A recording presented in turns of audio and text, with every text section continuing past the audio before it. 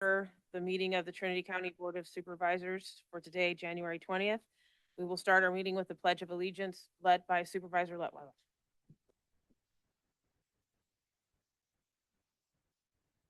Pledge allegiance to the flag of the United States of America and to the republic for which it stands, one nation, under God, indivisible, with liberty and justice for all.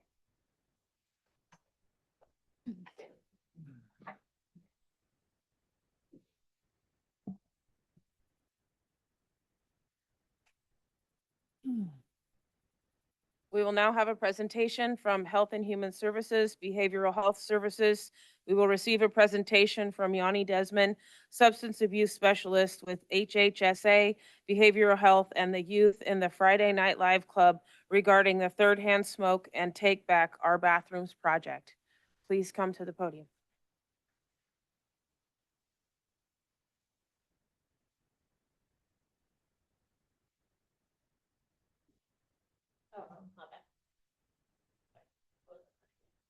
Hi, I'm Yanni Desmond with Health and Human Services, Trinity County Health and Human Services Behavioral Health Branch. I'm the Prevention Coordinator and Friday Night Live Coordinator.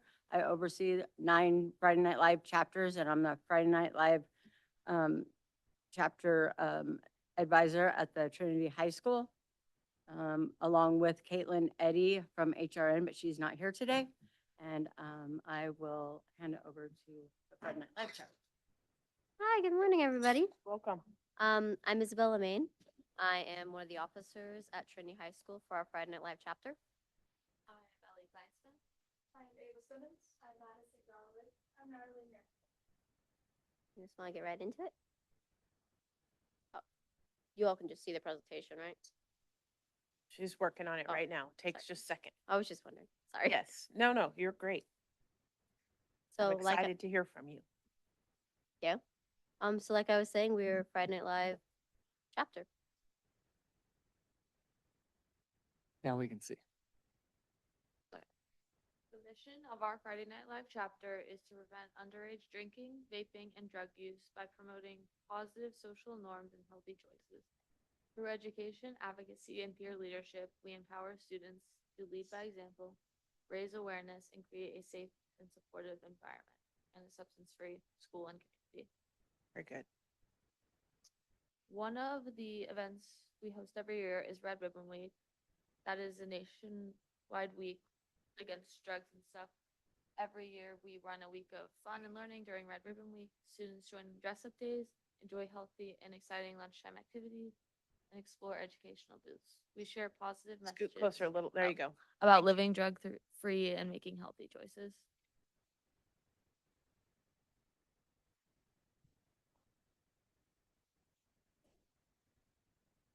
Our FNL chapter works to shift social norms around teen drinking by promoting positive behaviors, using local data and peer-led prevention to show that you don't need alcohol to have fun. Here's our underage drinking PSA.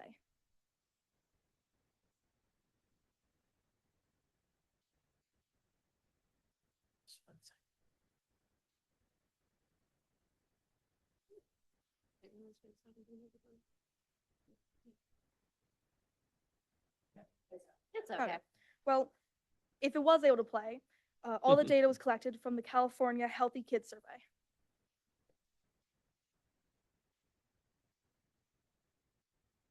That was a really good video. I wish you guys could have saw that. Oh, sorry. One event we hold is the Reaching Forward Conference, which we hold at the Beerville Elementary School. FNL helps organize and run Reaching Forward mini conference for middle schools in Trinity County. Every middle school is invited to attend workshops, games, and presentations about healthy living. Our members lead a workshop about FNL events and clubs, working with community partners to share positive, healthy information. FNL has been holding this for 13 years now.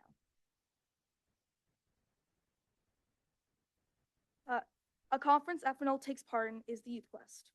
Youth Quest is a statewide high school conference where hundreds of students from across California come together at the Capitol in Sacramento. During the event, youth advocate against big tobacco companies, speak with media outlets, and meet with local lawmakers. Their goal is to raise awareness about the dangers of tobacco and vaping, and to encourage leaders to support healthier tobacco-free communities. In the image, you can see us participating in it last year.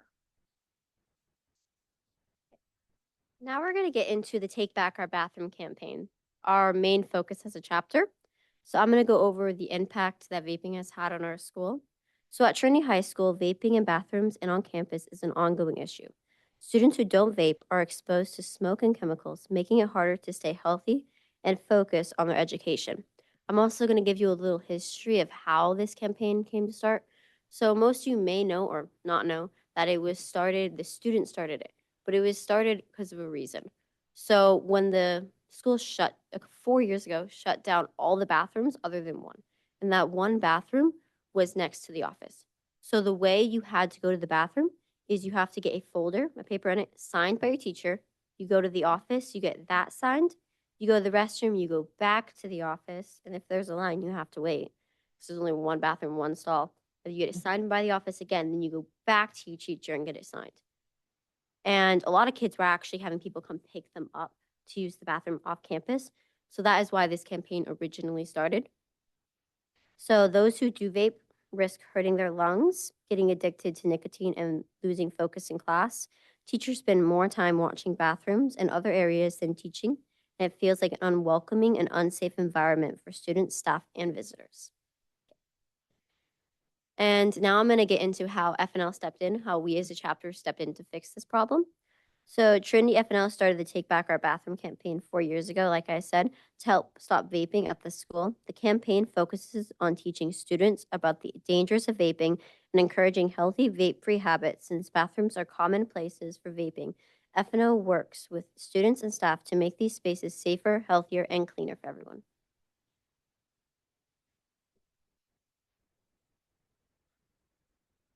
Some of these successes we've had with the Take Back Our Bathrooms campaign is we shared information about the dangers of vaping at community and school events. We advocated for positive school policy changes to support a vape-free environment. We handed out materials to help students who wanted to quit vaping. We gave presentations at school board meetings, town hall meetings, and county agencies to spread our message. And our work was recognized by Undo and Stanford University for making a difference.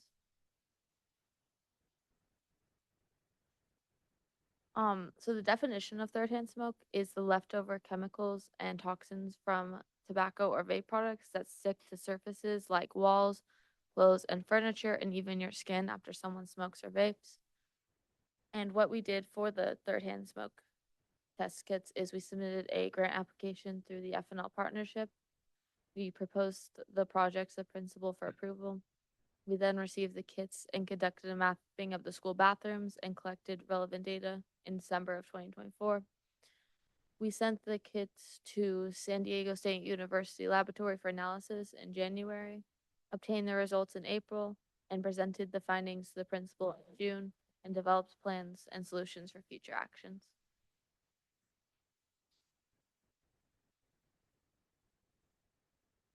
One of these tests we did to check for third-hand smoke was the surface area test. As you can see, Isabella wiping down one of the stall doors to check for leftover third-hand smoke. And here are the results. For bathroom 1 and 2, these are the male and female restrooms next to our gym. It was a low level of concern.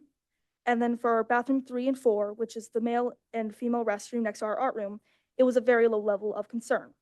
But any level should be of a concern, because people can go into those bathrooms if they touch any surface, such as they touch the sink, and they go out to lunch and they go eat, they're going to be getting those residues into their mouth, they're going to go touch their face, and they're going to be exposed to it. Or there can be leftover third-hand smoke in the air, and anyone can be exposed to it. Smoking is not just affecting one person, it's affecting everyone. And then for our 5th bathroom, this is our gender-neutral bathroom next to our art room. It was a high level of concern, comparable to levels observed in homes of people who smoke inside their homes. And the second test we did was the air test. And here are our results. In bathroom 1 and 2, it was a low level of concern. And in bathroom 3 is our male restroom next to the art room. It jumped up to moderate. Bathroom 3 jumped up significantly on the concern level. I'd like to talk about how results can be skewed depending on how recently and how frequently bathrooms are cleaned. It's harder for the error test to be affected by that, so we believe this result is more accurate compared to our surface area one. Bathroom 4 remained very low level of concern, but again, any level should be of a concern. And bathroom 5, our gender neutral bathroom is, sorry, our gender Okay. neutral bathroom is right next to art room, is a moderate level of concern. Bathroom 5 has been our highest one so far. We believe this is because it's a single stall that locks. And typically we see a lot of kids going there at the same time, and you can derive what they're probably doing in there.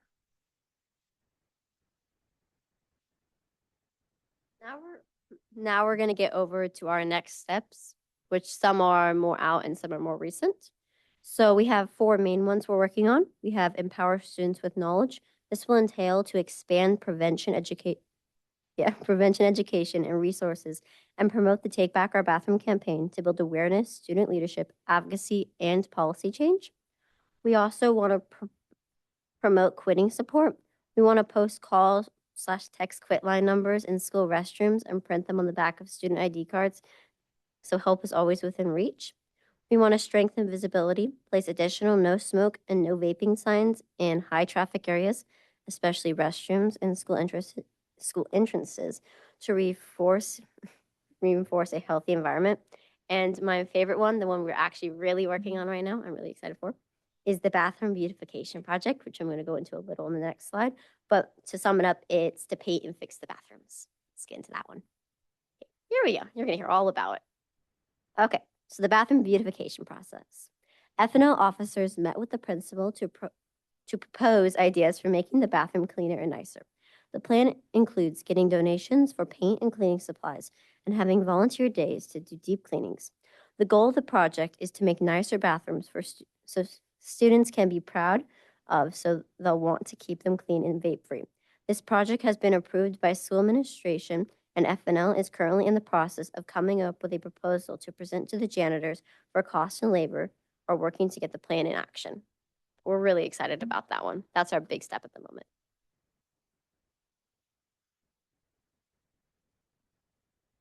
By supporting F&L, it'll help to fund future projects such as the Take Back Our Bathroom campaign and the beautification project. Thank you for being here to listen to us, and if you have any questions, we are more than open to them. I have a quick question. How would someone be able to donate to your efforts on repainting the bathrooms? Like donate through maybe a gift card to buy paint, or give you cash to buy paint or something like that? I don't do the money. Yeah. So that would go through the high school, the Okay. ASB. Okay, The Trinity High School Friday Night Live ASB funds would be able to support that? be able to support that. Good to know. I have another question. When talking to the students or just through general observation, where do you see most of the underage students purchasing vapes and other things? Where are they getting these when they're not supposed to have them to start with? Depending on your perspective, because I know a lot of people are going to say very different things. Me personally, I feel like it's from family and relatives or close friends. They get it from their peers, because I know a lot of people who just share stuff. It could be very different. I know people who could go to a store and they would not mind selling it to someone underage, but it just depends on who you ask. Do you have anything to say on that? I have friends who they do smoke. This is why I'm a part of F&L. I want to help so they can quit. Typically, I've seen them get it from, again, family. They get it from like older cousins, and a lot of kids, they are a source of more. They get it from their cousins and they sell it to people overpriced, No.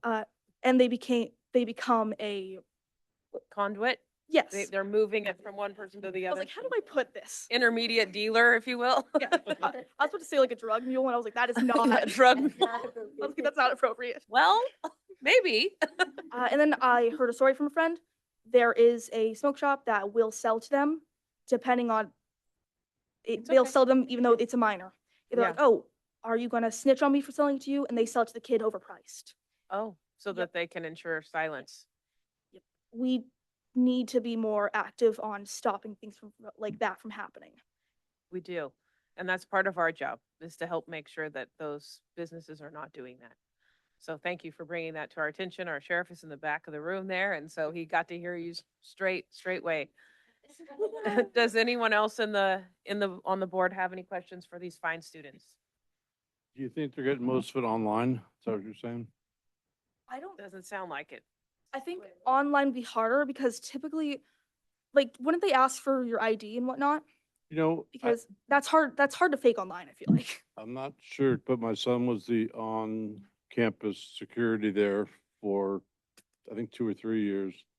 And it surprised me, and he kept on talking to me about how they were breaking the detectors in the bathrooms and all that. And first of all, it's very hard to detect because they're very small.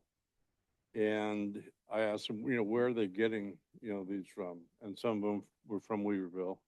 But he said online was a big part of it. And interestingly enough, in the 2 or 3 years he was campus security there, he never saw a regular cigarette. Nobody smoked a Marlboro every single person vaped, which was odd. I mean, I thought somebody would have, but it's definitely vaping, not smoking cigarettes. Is that still the case? Is that still what you're seeing?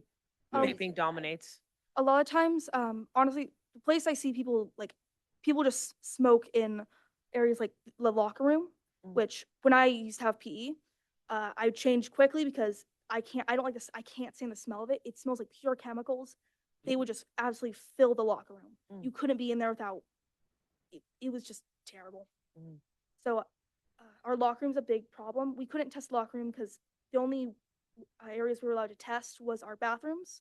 I wanted to test locker rooms because that would probably be in the black zone because it was bad. It's bad. Would. You just walk in there and you get the big puff right in your face, and you'd be like, And you would see people like sharing between it, which there's also the health concern of just sharing Yeah. things like what's it called? The kissing I don't know. mono.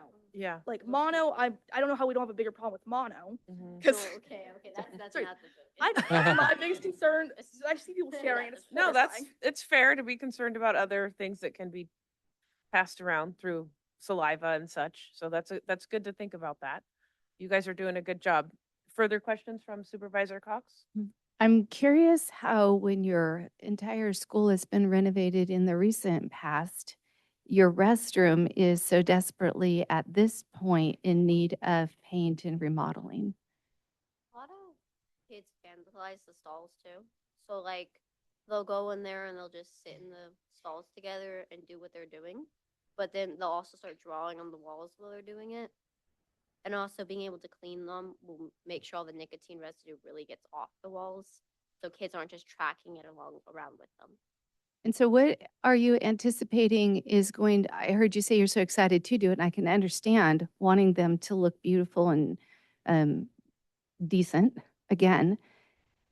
But you're stating that if they're cleaned up, then that's going to motivate people to keep them clean. Why will it be different now than it was when they were renovated originally? Just have high hopes. That's fair.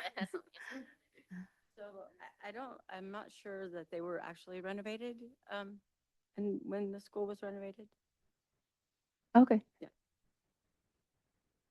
I just wondered if you feel like there is more or less vaping, smoking, whatever combination this year than there was a year ago or 2 years ago. Is it getting more prevalent or less prevalent?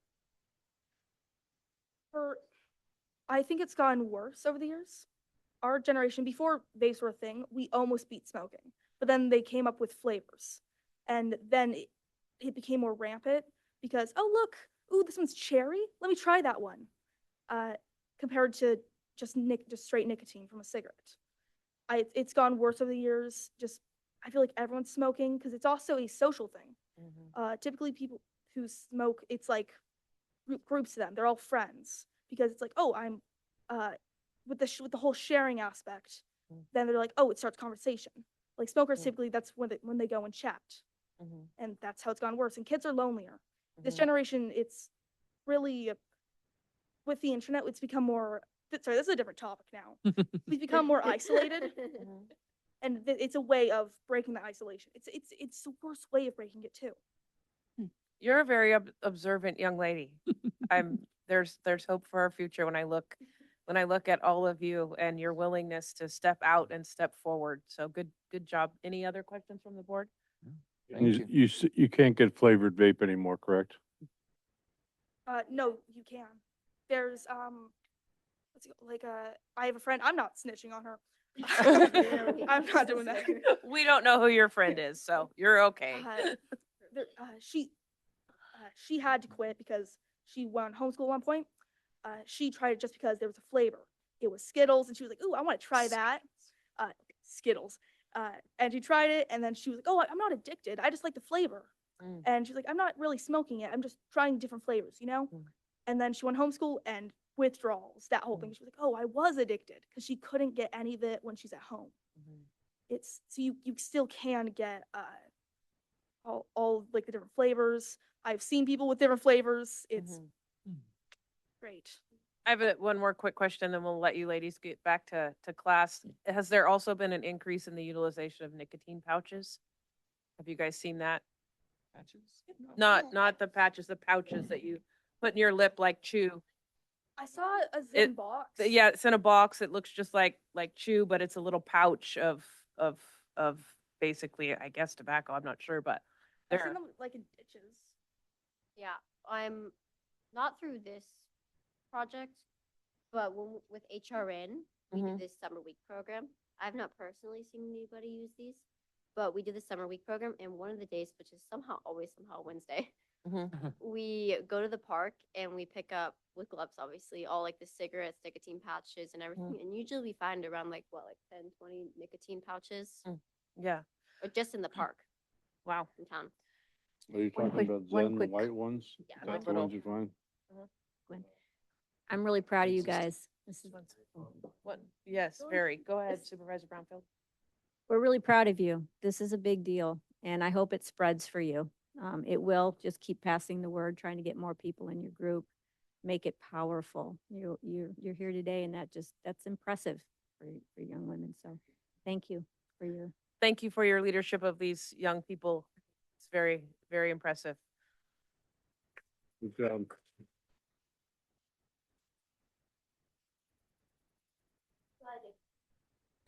You can just leave it right up there. It says the home. Thank you. Oh, my bad. We're not done. We also Oh. have these lovely packets. And in the future, if there's any way we could help you, let us know.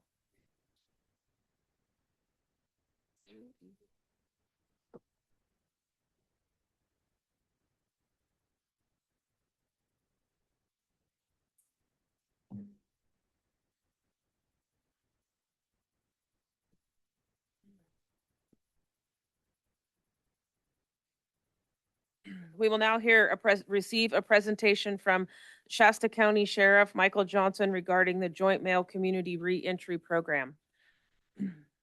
Welcome, Sheriff Johnson. Thank you for your time. Thank you, Chair. Thank you, Supervisors.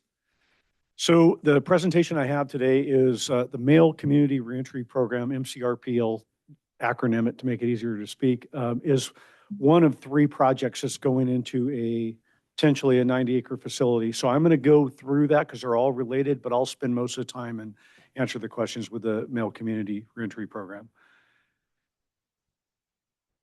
I had to laugh when you said that you'd be done with the ladies so they could get back to school. I was thinking, man, I remember when I got a break from school, I wasn't in any rush to get back to school. Take your time.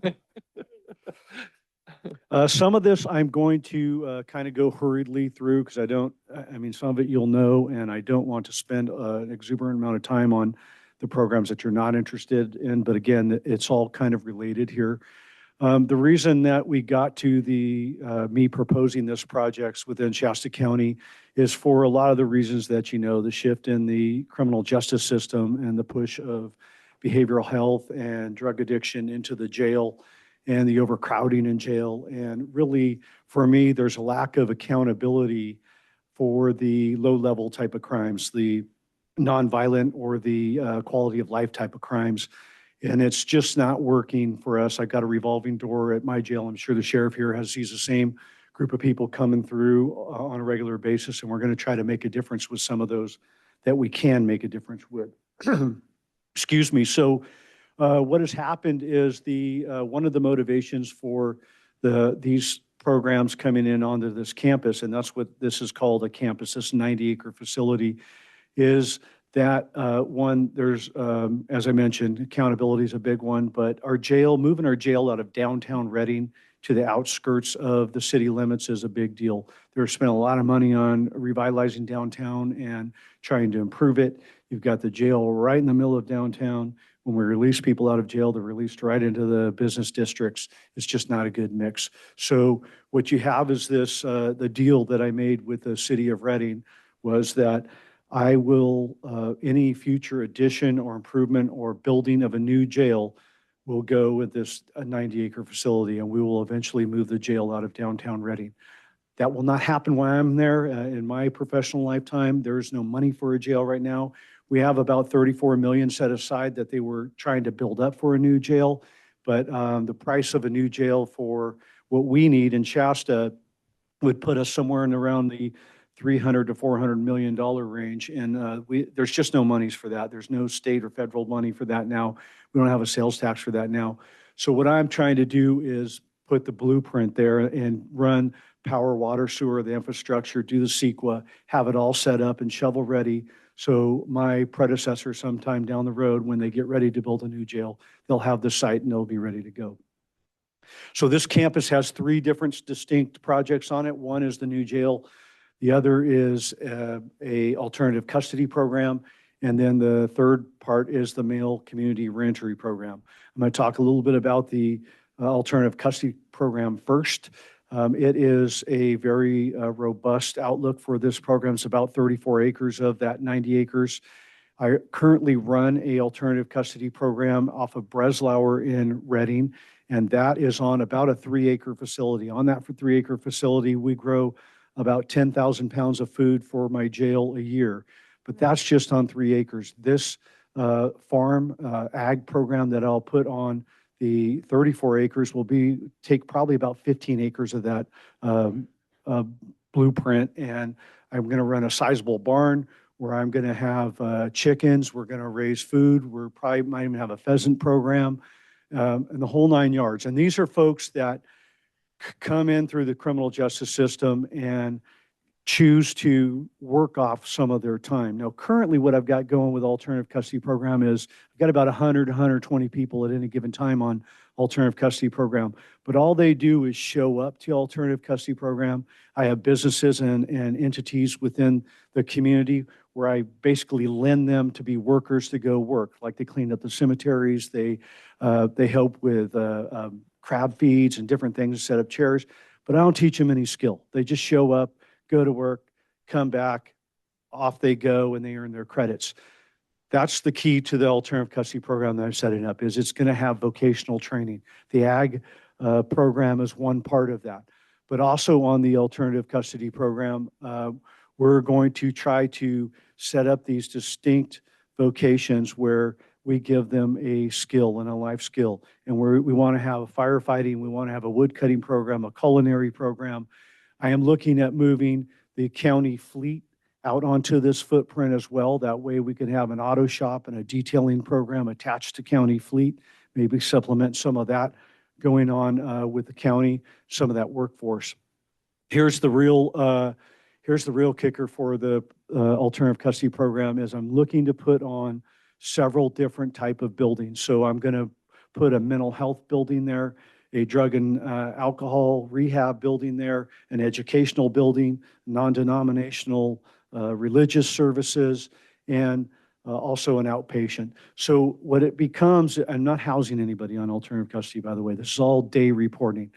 What happens is it becomes a one-stop place, and the folks that actually want to participate and want to change their lives and we can make a difference with, they come to one location and they have a case management plan. So if Jill there was sentenced to the alternative custody program and she showed up, the very first thing that would happen is she would get a case manager, and that case manager would see, okay, Jill may have an opiate problem, she may have some mental health issues, and we need to train her with some life skills. So her day is not just coming and working. It is broken up to maybe she does 2 hours of opioid counseling, maybe an hour of mental health, and maybe 5 hours of training on whatever occupation we were going to train her on and whatever she's interested in. So that way we build a day and try to change people's lives a little bit. Now, don't get me wrong, board. I want it very clear here. I am not a 100% rehab, everybody needs a helping hand type of guy.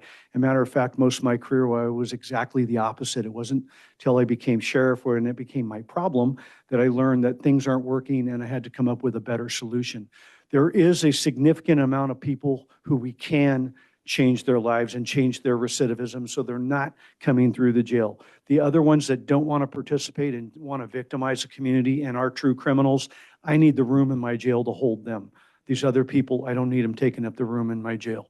So it's a twofold thing for me. I create space in my jail to hold the really bad criminals, and I change the dynamics of what's going on in some of these vicious circles of these people just coming in and out of jail constantly without any chance. A lot of these folks have are just lacking life skills in general. They have not even completed a high school education. They don't know what a checkbook is or how to balance their an account. That all is going to happen on this facility.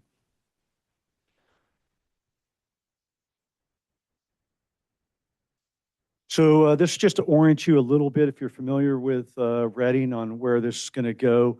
That's the corridor there. Let's see, she said I had a pointer. That corridor there, that's not going to work, is 273 Haven Humane.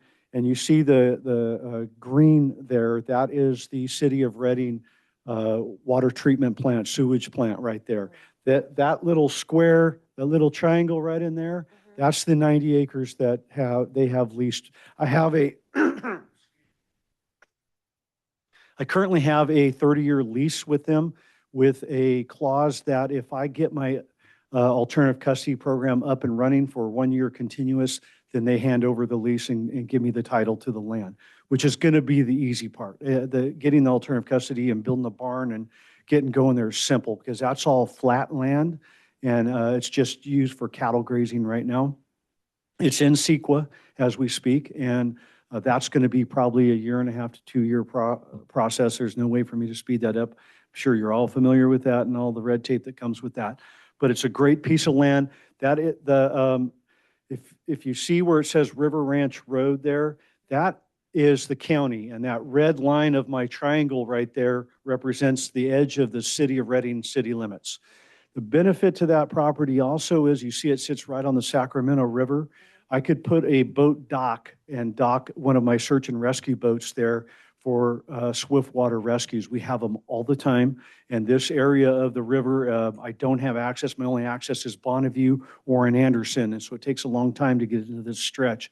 So having a boat docked there for search and rescue will be advantageous for me as well.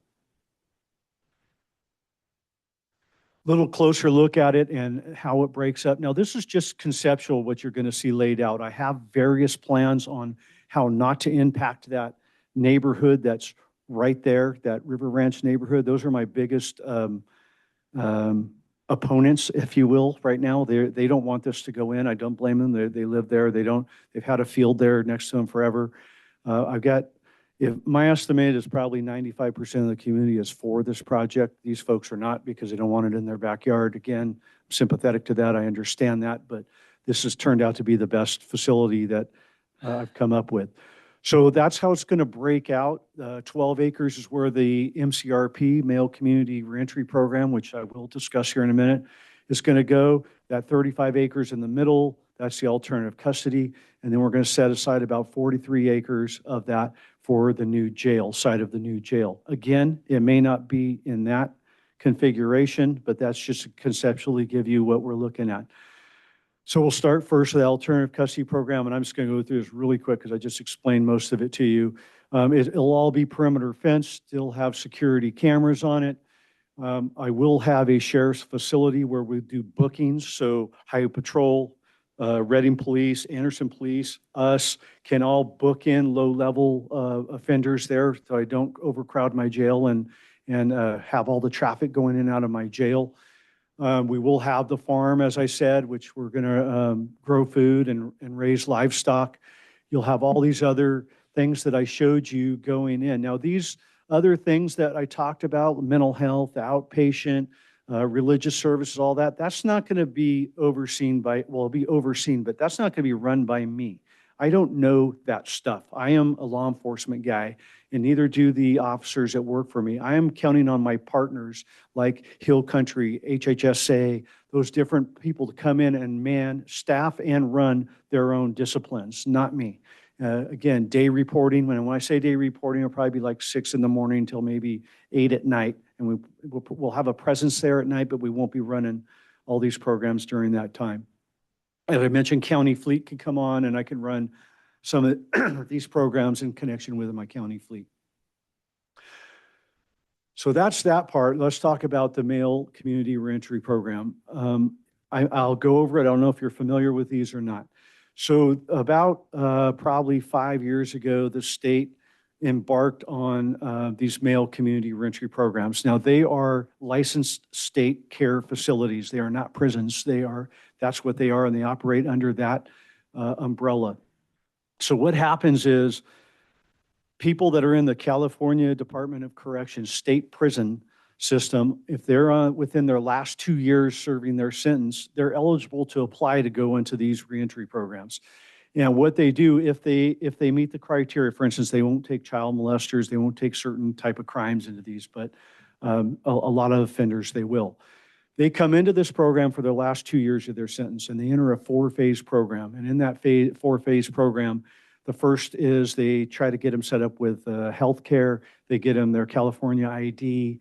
They get them basic education and start on life skills. The second phase, they start identifying what that particular person. So Rick comes in, he's on his last 2 years, and he says, I want to be a truck driver when I get out of prison. So they'll work on getting him his Class A license. They'll work on rules of the road, safety, and stuff like that. The third phase, they have business partners within the community, within the county.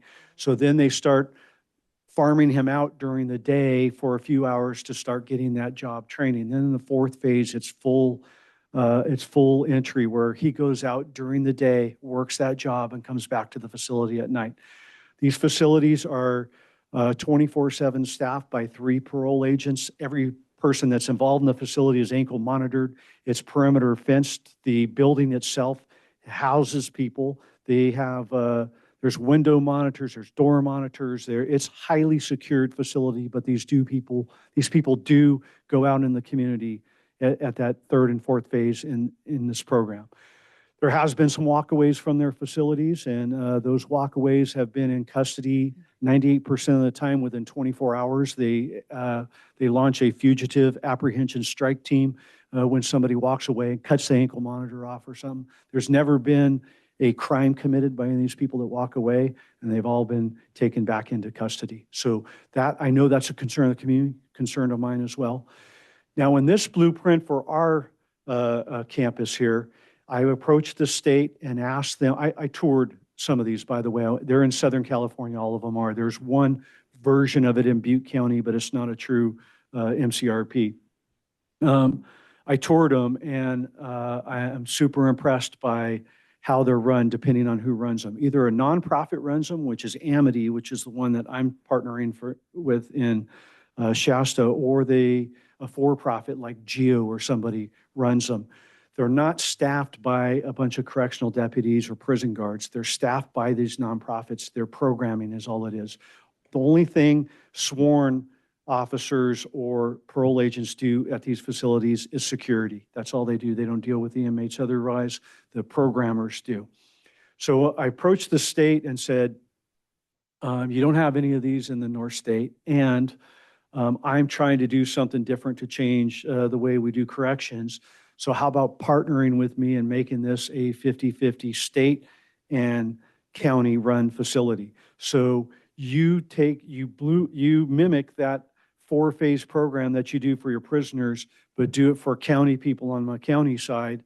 And I will make that a regional model. So all my North State counties, if they have somebody in their jail, which most of us do, that have been sentenced through realignment. I've got some in there with been in my jail for 7 years. I can take these people and put them in, or even somebody who's sentenced to a year, or maybe the last 6 months, I could take them, put them in there and help reprogram them as well. Again, that takes pressure off my jail and also gives me a shot at changing recidivism. And the state so far has agreed. They really like the model. They don't have one of these in the North State, and they want this blueprint, and they like the idea of this being a pilot project and possibly changing corrections in California. So here's the thing where I stood. Here's where I dug in my heels. I absolutely do not want to import, and I've made this over and over with the state, import Bay Area, Southern California, out of the area prisoners into the North State, go through this program, and then release them out into my community or your community. So what they've done so far is the state said, okay, well, we will survey and see if we could sustain a program based on 13 counties in the North State. So they did that, and I can name off most of the 13 counties. I'll try here for you in a minute. And that's where we will pull the prisoners to go into this facility. And I said, okay, and the other caveat is that when they're done and getting ready for release, I run a transportation program. I'm transporting them back to the county of origin where they would be released. So if Trinity County has a prisoner and they're come into my facility and they go through this program, when they get released, I'm going to bring them back to you, Trinity County.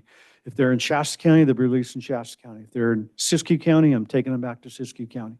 That's the deal. Now, the reality is, folks, I don't want to try to pull the wool over anybody's eyes. The reality is there's going to be some one-offs, and there's going to be some people that probably stick around. The most probable, I'm on the bad side of this, is the most probable is they'll stick around in Shasta because the programs are going to be core out of Shasta and run out of Shasta. I'm willing to take that risk because of the success of this program. It is hugely successful. Stanford did quite a study on the program itself, and it showed a 90 percentile success rate.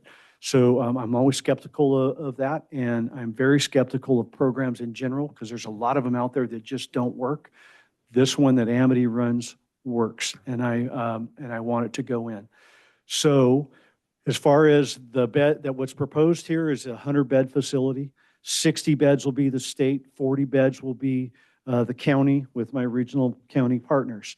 So if Sheriff Saxon had somebody in his jail and he wanted to send them to the MCRP, there would be a negotiated bed price, just like it is when we send them to another jail. They come into this facility, that could take pressure off his jail, and he would get them back when they're done.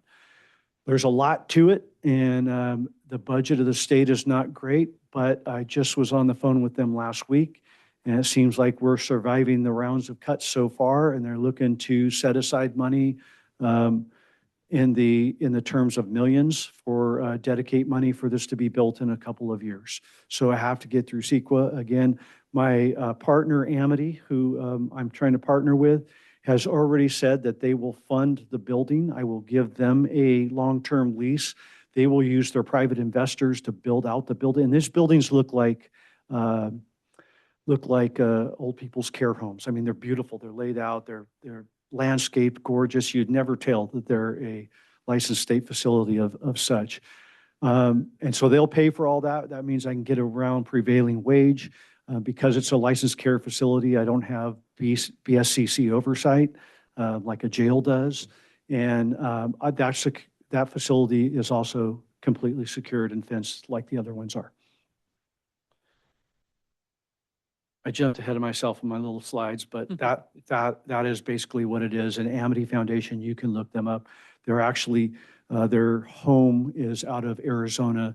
They have, I think, five total of these MCRPs going now. The one I visited was in LA, and then they've got one, they're kind of version of it they're building in Sacramento that's a couple years out too. But again, it's not a county-state partnership. So there's my boat. That's my favorite part. is my doc. That is where I'm at. I have the lease for the property. Just started CEQA. I would imagine it'll be 2 years before I get through CEQA based on the layout and the plan Public Works showed me. I threw a fit about that, but I really can't do anything about that to move that along. But that's the perspective. I'm happy to answer any questions you've got. Are there any questions from the board? Yeah. Supervisor Gogan? I'm pretty sure it's your probation department that has kind of a farm run, we'll say outpatient. They do too, yeah. Theirs are separate from mine. Is it, are you going to try to mirror off that? Because that seems to be fairly successful from what I gather. Highly successful. So her building that she just got is awesome. And that my sheriff's building I'm going to put out will mimic that. It's just going to be bigger and with drive-through so officers can book there as well. But yeah, I work with Tracy pretty close, and she'll probably be, not probably, she will be my biggest partner on the alternative custody program. Very good. Yeah. I saw a presentation from her somewhere. I can't remember, but it seemed like it was very successful. She knows what she's doing for sure. Yeah, absolutely. You have a 5% problem with the people living right around the facility. Is there any way that, in your mind, do you feel that there's more police activity around there, thus protection, compared to what is maybe getting out and less protection? Yeah, so when I was the chief of police in Ione, they have Mule Creek State Prison, and I lived by Mule Creek State Prison while I was over there. And I could tell you that when people walk away from programs, they don't stick around. They get as far away from the program as they can. And for that, with that in mind, that community that's right there, I think their fears are unfounded with that. I don't think they're going to see the blight and the problems and people hanging around like they do think. Another part of that is I'm not going to use their road or any of their roads to access any of that facility. I'm putting the access off of that east side road, not off of their road. And I plan on putting, and they don't even know this yet because they won't talk to me. They got a lawyer and said, don't talk to them. But I plan on putting an orchard along that whole side there so I could create a big buffer zone and I don't create ugly aesthetics for them or anything. When the jail goes in, now I won't be able to dictate this because I told you it's not going to happen while I'm there. When the jail goes in, I'm hoping they will go for a horizontal design rather than a vertical design because that will cut down too and you'll be able to block all that out and it won't ruin what they've got going out there. So all these things I would love to speak with the community. I've offered to go. I've offered to hold town halls. They want to talk to me about it, but that's the plan. I'm certainly not looking to ruin people's lives or to make their family dynamics different than what they've got there. I'm trying to protect that as best I can. Thank you very much. I appreciate it. Yes, sir. Any other board members? I just wanted to applaud what you're doing. Supervisor Plummer had reached out before asking for, making sure that we were aware and asking for us to be able to Yeah, consider he's been busy consider our reaching out support. to his counterparts, I know. Yeah. I do appreciate it. And I actually applaud you all for bringing me here and letting me give you the information and you ask any questions. And I'll tell you, Sheriff has my personal cell on my email. If you come up with more questions or have anything else you want, please either contact me by my cell directly or email me. I'm happy to answer questions as they come up because I know a lot of people have different questions, and when they don't get the facts and the answers from me, they make it up and assume, and it goes a direction it doesn't need to go. And I did also wanted to say I applaud your, I was waiting, hoping you were going to say something about being considerate of what kind of a buffer, if you will, would be between that community and this, because I mean, there can be very real concerns about, in many ways, but even if they didn't have safety concerns, they might just say property value concerns. My property was valued at one point, and then all of a sudden there's all this next to me. And that is a big argument out Yeah. there, yeah. But the fact, and that's always going to be the case wherever it ends up, but the fact that you can look to that and say, we're being sensitive to that. We're trying to offer a buffer. We're trying to add something that lessens that impact, I think is just, it's an appropriate way to try to look at things instead of just the eminent domain sort of Yeah, push and force. exactly. Thank you. And, you know, sir, for mean, the reality is if I lived there, I'd probably be opposed to it too. You're accustomed to a way of life and you have that going on and it's change and change is difficult a lot of times. But yeah, as you saw it laid out there on the board, how I have it, I actually have a drawing, which I really like better, switch where that jail goes in the middle and the alternative custody goes next to them. And that's where the orchard and everything comes into play where I can change the dynamics of that. That's great.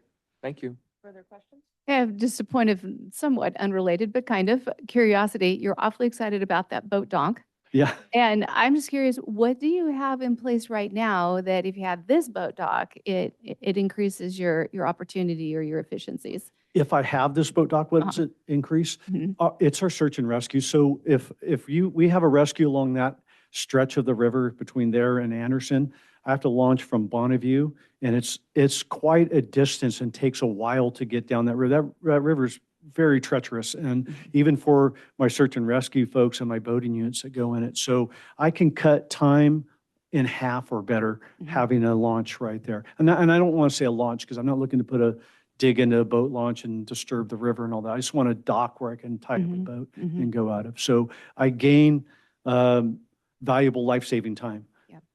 So it just seems like that point, in addition to, we all would like to see decreased recidivism. We would like to see people who have never really gotten the education maybe they didn't recognize they needed when they were younger and it was being offered to them. And now you're giving them that second shot at a productive life, in our communities. It just seems like that is also an offsetting point when trying to convince people who maybe have a reason to feel a little pushback against perhaps the location. I too applaud your effort and appreciate it. Well, thank you. I appreciate that. I refer to us, sheriff and sheriffs, as we're the hook. So we get people at their lowest point in their lives usually. When they come into jail, it's not good. Your life's not going good. And a lot of people are willing to try to make a change at that point, and that's when we can get them into this type of system.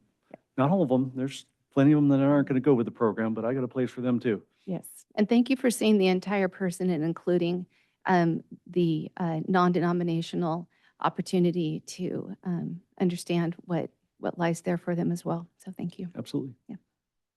Supervisor Ramfield, did you have a statement? Oh, bravo. This is purpose, right? So purpose after Thank you. they've been in trouble. Education is going to be huge. I think you're right there. Many of them haven't had, the skills to go on beyond, what they're in now. So, yep, I think it's a perfect idea. I hope. I will close with, I've had the opportunity through my life to visit some of these programs, different than the one you're building, but Delancey Street and Homeboy Industries and some of the activity that takes place at Loaves and Fishes there in Sacramento. And you're absolutely correct in giving these people the skills that they need in order to change the trajectory of their life. Insanity is doing the same thing over and over again and expecting different results. And even in our society right now, just in general, we have I can observe this, a lack of decorum, a lack of just some of the soft skills that used to be taught in home economics and some of these other things that were in our schools. And we're seeing that in the workforce as well, with people just do not know how to answer a phone properly, take messages, different things like that. And so taking the time to teach those soft skills and those basic means of livelihood is a really powerful tool. And I'm glad to hear that. I pray God blesses your efforts. Thank you for your vision, not only for your city and your folks that you oversee, but also for the people who haven't been helped yet, and that you can help them. So Well, thank you. Thank you for that. Hope we get there. Tremendous effort. Yes. I think it will be a benefit to the whole North State if you're successful. So thank you for your time. Thank you.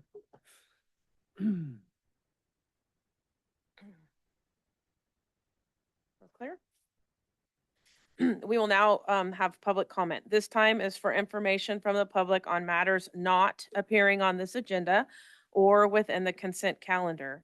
All comments are limited to 3 minutes and must pertain to matters within the jurisdiction of this board.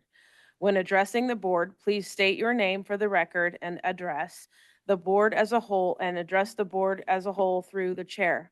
No action or discussion will be conducted on matters not listed on the agenda. However, the chair may refer to the subject matter for the appropriate department to follow up or schedule the matter on a subsequent board agenda.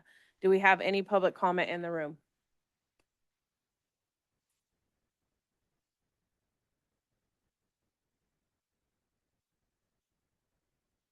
Good morning, Chair Supervisors Lisa Wright Lewiston.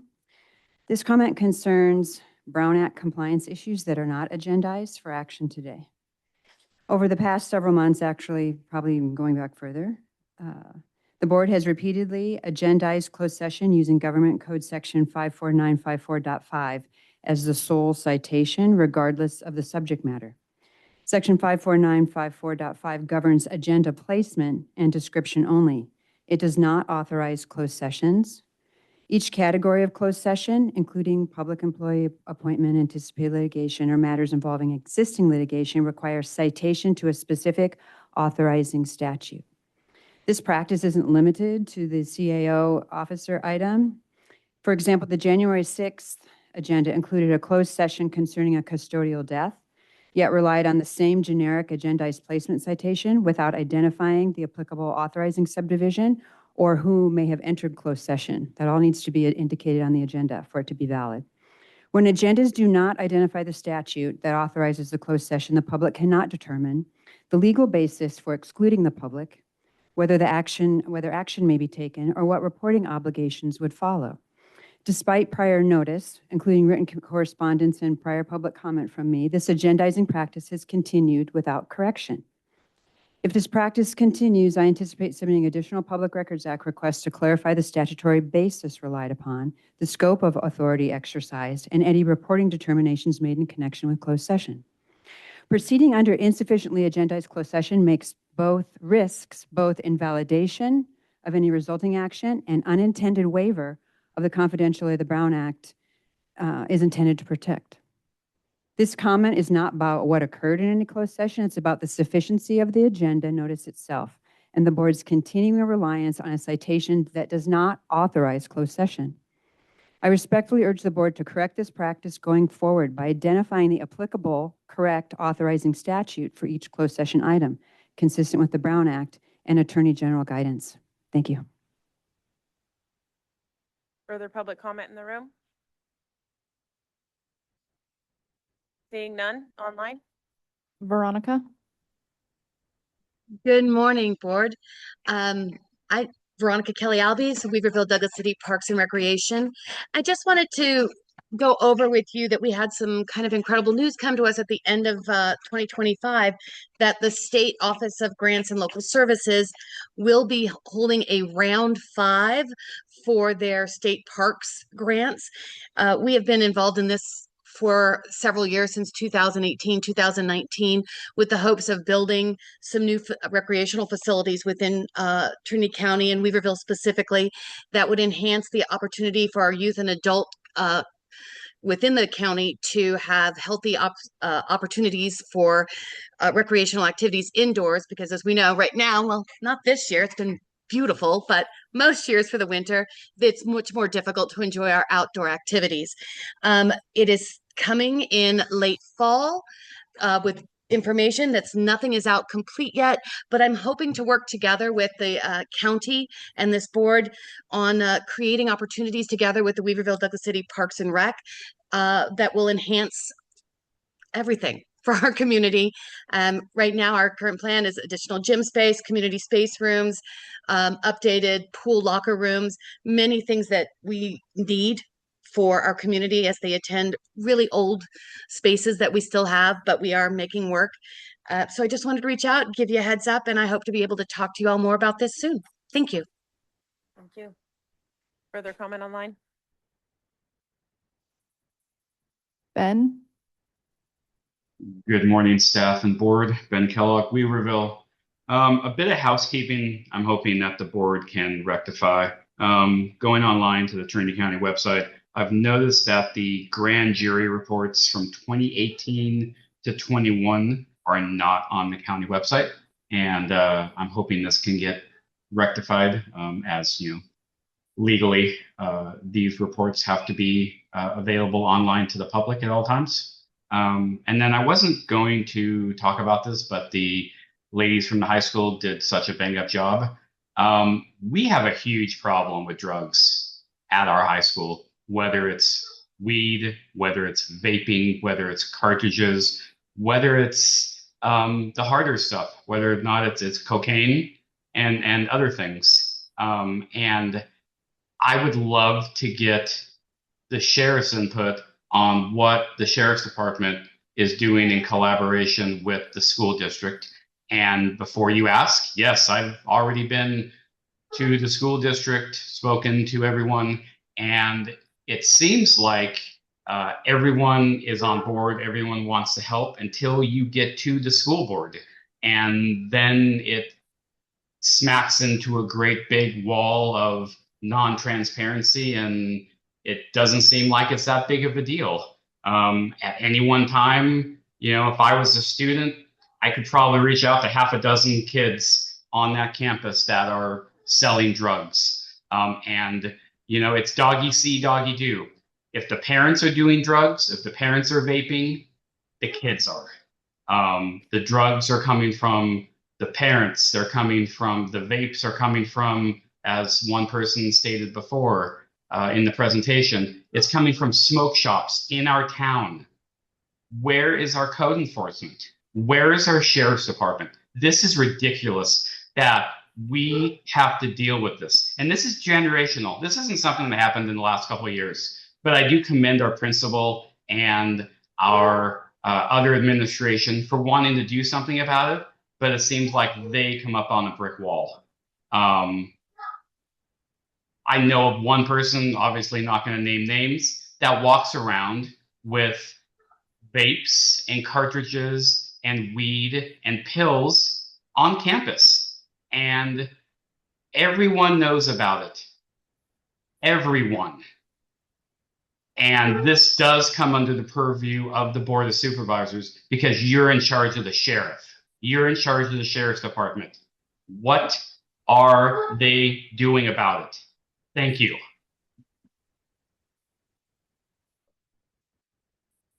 Catherine? Catherine Sidman, Lewiston Road, Lewiston. Good morning, board. I just wanted to follow up on the 911 dispatch situation. Just to clarify my comments, I had said Lewiston repeater. It isn't a Lewiston repeater, the Oregon Mountain repeater. I've gotten a lot more details since our last meeting. But what is apparent is that the calls are not coming out, and I feel like that should be transparent. I would like to request that the board agendizes an item, not just for an update on the consultant, who, by the way, the chiefs meeting, everyone was very excited about that consultant and very optimistic about it, which is great. But I really think that this should be in the paper every week. Every week it should be in the paper. It should be in the sheriff's report. We sent out this many 911 dispatch calls, and our firefighters and EMTs at our volunteer fire departments received this many calls. And when I received calls, it means the Lewiston Fire Department policy is if everyone doesn't receive the page, no one received the page. So if those pagers don't go off, the pagers and radios, that was an unreceived call. The fact that we have a volunteer who lives over on the other side of the mountain and can get dispatch from other repeaters is nice. And then, of course, there's this email backup and this text backup. But our 30-something volunteer firefighters are not looking at their phones waiting for an email or a text. Just ask their wives and girlfriends. They're waiting for their pagers to go off. And when every pager in Lewiston doesn't go off, Lewiston did not receive the dispatch. And that is not the exception. That is currently the rule. In order for people to be prepared for that, for our older citizens, for all of for all of the lift assist calls that we get, and all of the things that don't end up, nobody outside of Lewiston or outside of our fire department knows how many people are assisted even on a weekly basis, the same folks who need lift assist, those calls are not getting out. And I would like to see this agendized. I'd like to see in the newspaper somebody reporting that this many dispatch calls went out and the fire department's only got this many in every one of the jurisdictions in the county so that the public is aware that there's a glitch in the system. I know we're working on it, but that there's a glitch and that you might need to be calling your neighbors. We might need to implement something else. So I would just ask for more transparency and more communication about this vital, vital issue in our community. Thank you.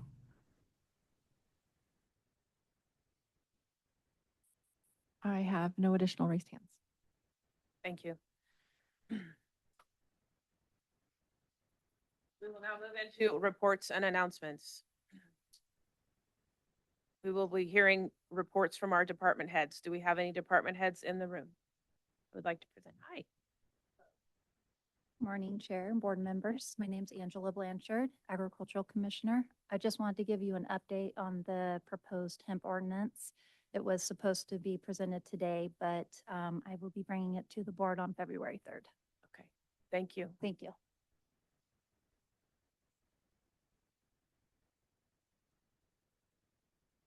Any other department heads? Sheriff Saxon? Morning, Chair, Board. Tim Saxon, Sheriff. Quick little report. Our emergency communications system evaluation began last Monday. We are Tuesday, a week later. The evaluation started with tours of most of our communication mountaintop repeaters. We went to Oregon, Hayfork, Pickett, Carville, and Horace.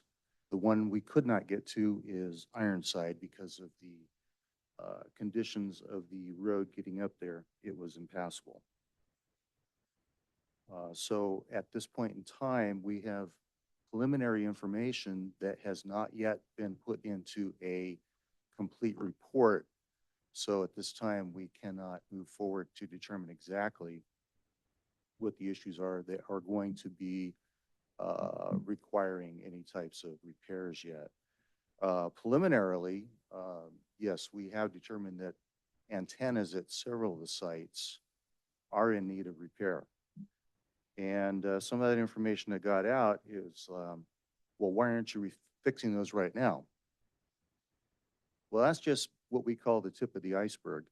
While an antenna may need or look like it needs to be repaired, you have other issues that go along with it, such as cabling connections going down to the actual equipment at those sites, as well as some of the repairs that need to be done with the actual buildings at those sites. If we start repairing just one thing without knowing what else needs to be done, it's kind of like when you take your car in for a mechanic to take a look at something.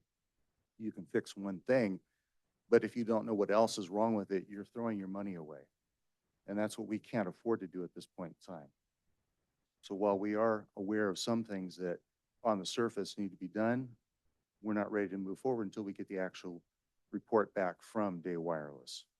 We expect that within a week or two. And then we'll be sitting down with the staff and with the CAO and looking at how we can move forward and what monies are going to be necessary to start prioritizing those those repairs. With regard to calls not going out, just want to remind the public that there are no uncovered 911 calls. When a call comes in for service, we will page out the fire departments. If a page doesn't go out, we don't just move on to the next call. Our dispatch services will continue to make contact or continue to try and contact someone, even if that necessitates going down a phone tree and making contact with those firefighters. Because it's very important that we make these rescue calls, we make calls for service to protect the public. So I just want to make it known to some members of the public that we don't just move on and forget calls that need to go out for help. So will it take a little bit longer? Sometimes it does, but we get those contacts made. So do I have any questions at this time? I have a quick question. Yes, please.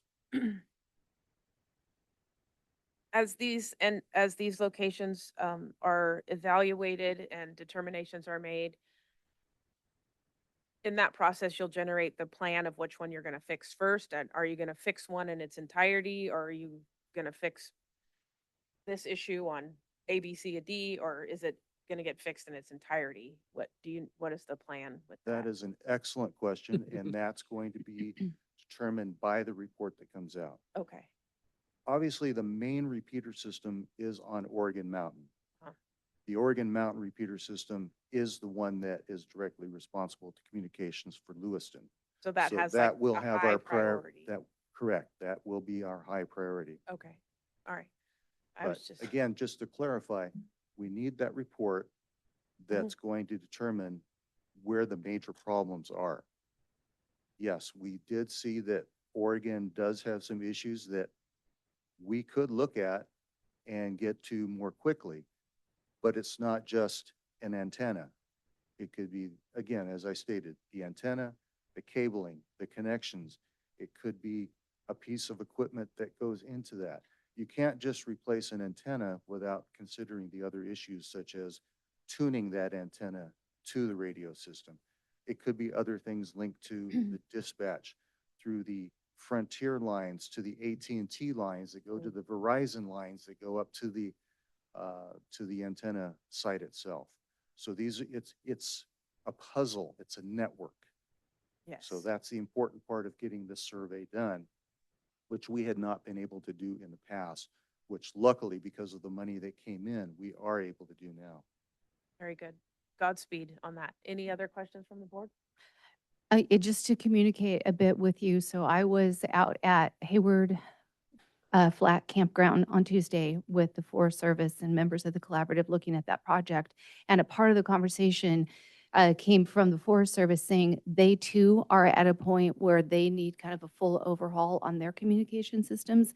I know you work off of separate, you can't be on the same lines and that sort of thing. I get that, but I did think that it's a good time to have a conversation with them to see if, like, the housing units, or if there's any part of it that could be collaborated, that you're aware of that and information can be shared and maybe there can be a mutual benefit.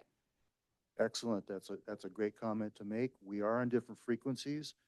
We are looking at which cell towers or which locations that they have equipment on and repeaters, and sharing those joint locations. Absolutely. So I will have follow-up conversations with Rachel Berkey on that. Perfect. Thanks. And I just wanted to make a note because Sheriff Saxon and I spoke about this last week, I guess it was. And when he reminded me of that part about dispatch following up, I just wanted to share a specific how that works. Because in Lewiston, the brief time I was on the fire department, I could receive the pages, but I couldn't respond to them until I got out to my car because my signal couldn't get out of the house and up to the repeater. And so by the time I would get dressed, get my radio, get out to the car and page, I was already being, whatever, I can't remember how it worked, but it was like, are you there? And so I would respond. And we actually had in the fire department, hey, we shouldn't have dispatch have to call us a second time to make sure that we get this. Now there may just be, broader communication issues than we had at the time, but really just reiterating, there is absolutely, I experienced it firsthand, a process that they do not give up until they know somebody has acknowledged the call, the type of call, and they're on their way. Thank you for clarifying that as well. And I know for Picket Peak, we have a hard time getting to Picket Peak because of the snow in the winter. Is there any way to improve the amount of fuel for generators? And I'm not sure how we, but that's one of our biggest complaints is that Picket Peak doesn't work because the fuel's out and we can't get to it. And is there a way we can? Excellent comment as well. What we've looked at in the past is several of these locations had limited power sources. For example, even Oregon Mountain in the past has just had a solar panel to recharge the batteries that were up there. We currently have a generator up there now. Propane tank has been installed, and now that has has power backup through a generator, which we previously did not have until last year.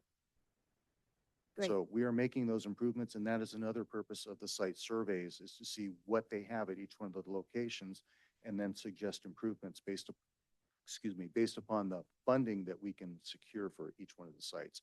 And we have to prioritize those as well, because again, the limited funding that we have, and the nice thing about having our part-time extra help employee now is he has experience looking at some of those OES grant opportunities. Thank you. I'm sorry, one more question, and Absolutely. perhaps I'm it's- here for you today. Perhaps it's for you, or perhaps it's for CA Tuthill, or anyone on the board. I just am ignorant in this way.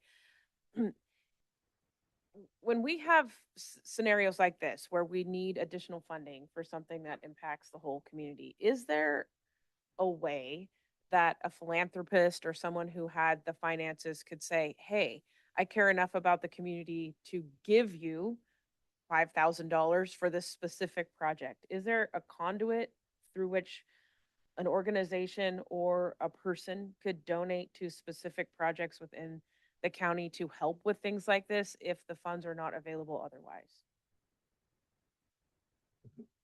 There is a conduit through the donation process. All those donations would have to come forward to the board for final approval. So if, in what, meaning in order to accept the donation, it would have to be approved by the board? Yes, Okay, ma'am. good to know. All right, thank you. Thank you.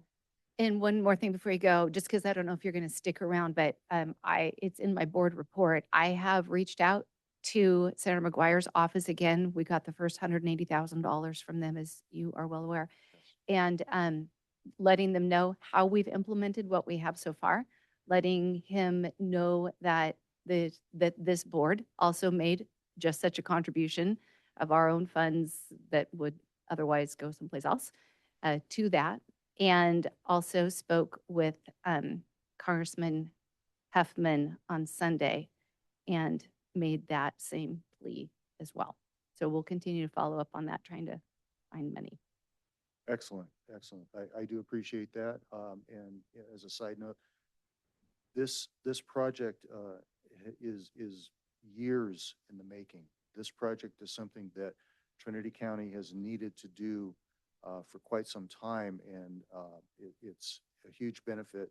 And we definitely, if we don't do this now and act on it now, we're going to be in a huge peril in the coming years. So when you get your preliminary report back, will the dollar amounts that are necessary be part of that? Probably not. What this report will tell us is where our deficits are. It'll tell us where our issues are, and give us an opportunity to prioritize that and then develop a spending plan or a budget. A cost analysis, okay. Yes, yes. All right, thank you. Are we clear? Everyone's good? All right, are there any further reports from department heads in the room? Mr. Drew. Good morning, Chair, Supervisors. Drew Pavani, Community Development Department Director. I just wanted to give you a quick update on the Cannabis Equity Program and associated grant funding from GoBiz.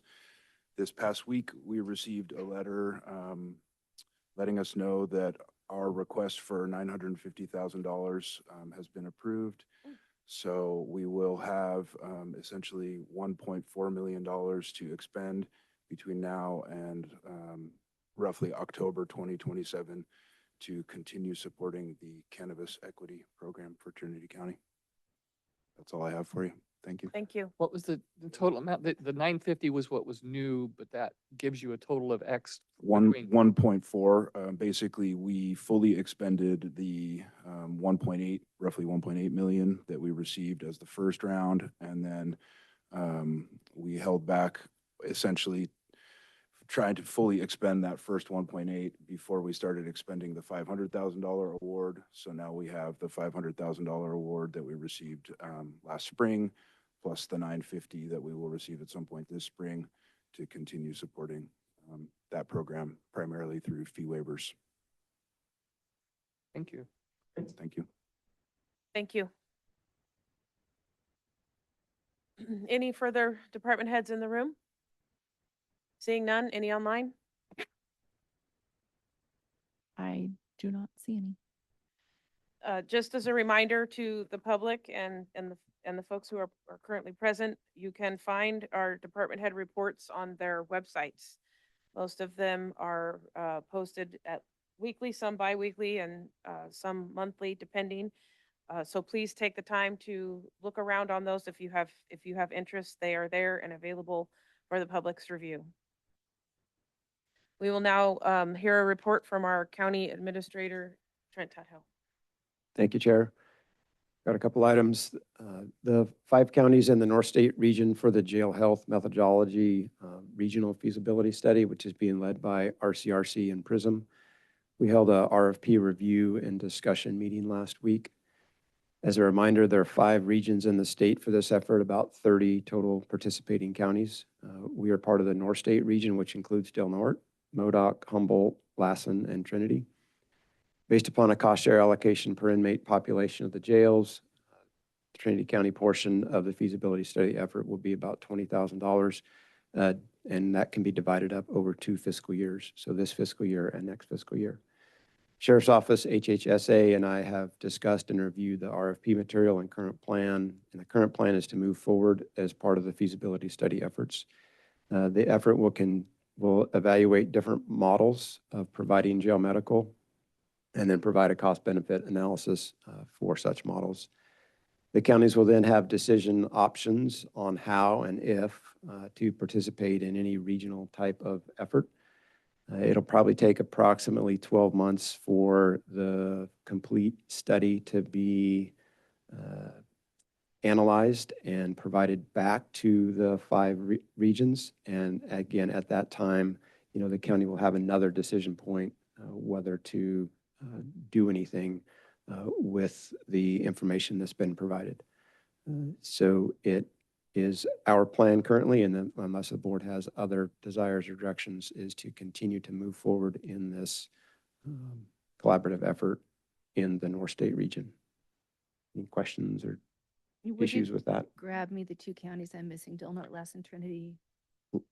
Humboldt, Modoc. Humboldt, Modoc, thank you. And then, so it's new topic. So along with Tehama and Shasta County, I had the honor of participating in the CSAC Leadership Institute Kickoff Forum, which was held in Shasta County the first week of January. We have 5 staff members participating in this 5-month leadership training event, which is organized and led by the CSAC Foundation. Each seminar is tailored to the needs of the participating counties, and I look forward to our staff members growing and making new partnerships with seminar participants who are from Trinity, Shasta, Tehama, and Siskiyou counties. And then myself, Chair Carpenter Harris, and Supervisor Gogan had a lunch meeting with Congressman Huffman and his senior local staff member this past weekend. It's always good to engage the congressman, and I specifically asked him to start the process for SRS reauthorization, since the current one really just brings us current.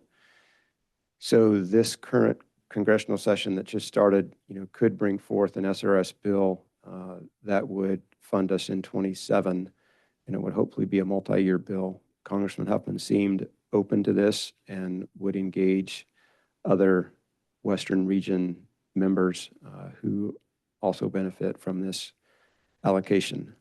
We also discussed the importance of FEMA reform and other federal agencies recognizing the importance and impact and that damage not only occurs during the disaster, but really months and years after that disaster is where we really see the impacts. And the current system is simply just not helpful or conducive to local jurisdictions. He seemed to recognize that. We talked about some of the ongoing FEMA issues and reorganizations. So we will continue that dialogue. And then we finally quickly touched on the Trinity River Division and the CVP current reconsultation efforts. And I'm sure Supervisor Carpenter Harris and Gogan may expand upon their discussions with Congressman Huffman. That's all I've got for now. Thank you. We will now move into reports from members of the Board of Supervisors. We'll start with Supervisor Brownfield. Good morning. So I'll be doing a newsletter insert for our paper up in Xenia. It'll kind of outlay what's been done in District 5 to my constituents who can't get to me all the time, which is very difficult because of how far we are apart.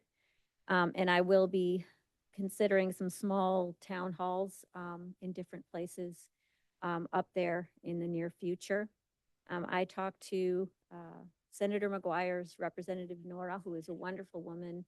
We talked about some issues that we face up there typically in Trinity County, and she was wonderfully helpful. So I look forward to building on that relationship there. And no out of county travel. And thank you for your time. Supervisor Hawks. I joined with the Trinity County Chamber and the Visitor Center representatives discussing ideas and resources to enhance the Visitor Center environment, to support some revenue generating ideas and potentially broaden the scope of services to include educational opportunities for business-minded students. With regard to the countywide communication system, with the conversation just now with the sheriff, I reported out on everything related except the fact that Supervisor Weiler joined me in informing the fire chiefs about the board action that was taken with $180,000 at our last meeting. And they are well aware of the part-time help that has been onboarded and are guarding the hours that are allocated for him so that all of the communication will be funneled through the Weaverville Fire Chief, and he will then consolidate and share that information in order to protect those dollars as best as possible. Regarding RCRC, my work continues there as the vice chair on the recruitment and retention ad hoc. We have a survey that will be going out to our member counties, CAOs, and HR directors next week in our effort to better understand current practices and needs. That data will be collected and it will inform recommendations for RCRC policy principles, guided advocacy efforts on behalf of the rural counties. It'll identify and prioritize the top needs in recruitment and retention for our member counties. And it will also provide suggestions for our survey participants based on the feedback that we receive. I am leaving after today's meeting to attend the Board of Directors meeting tomorrow and the new officers reception tomorrow night.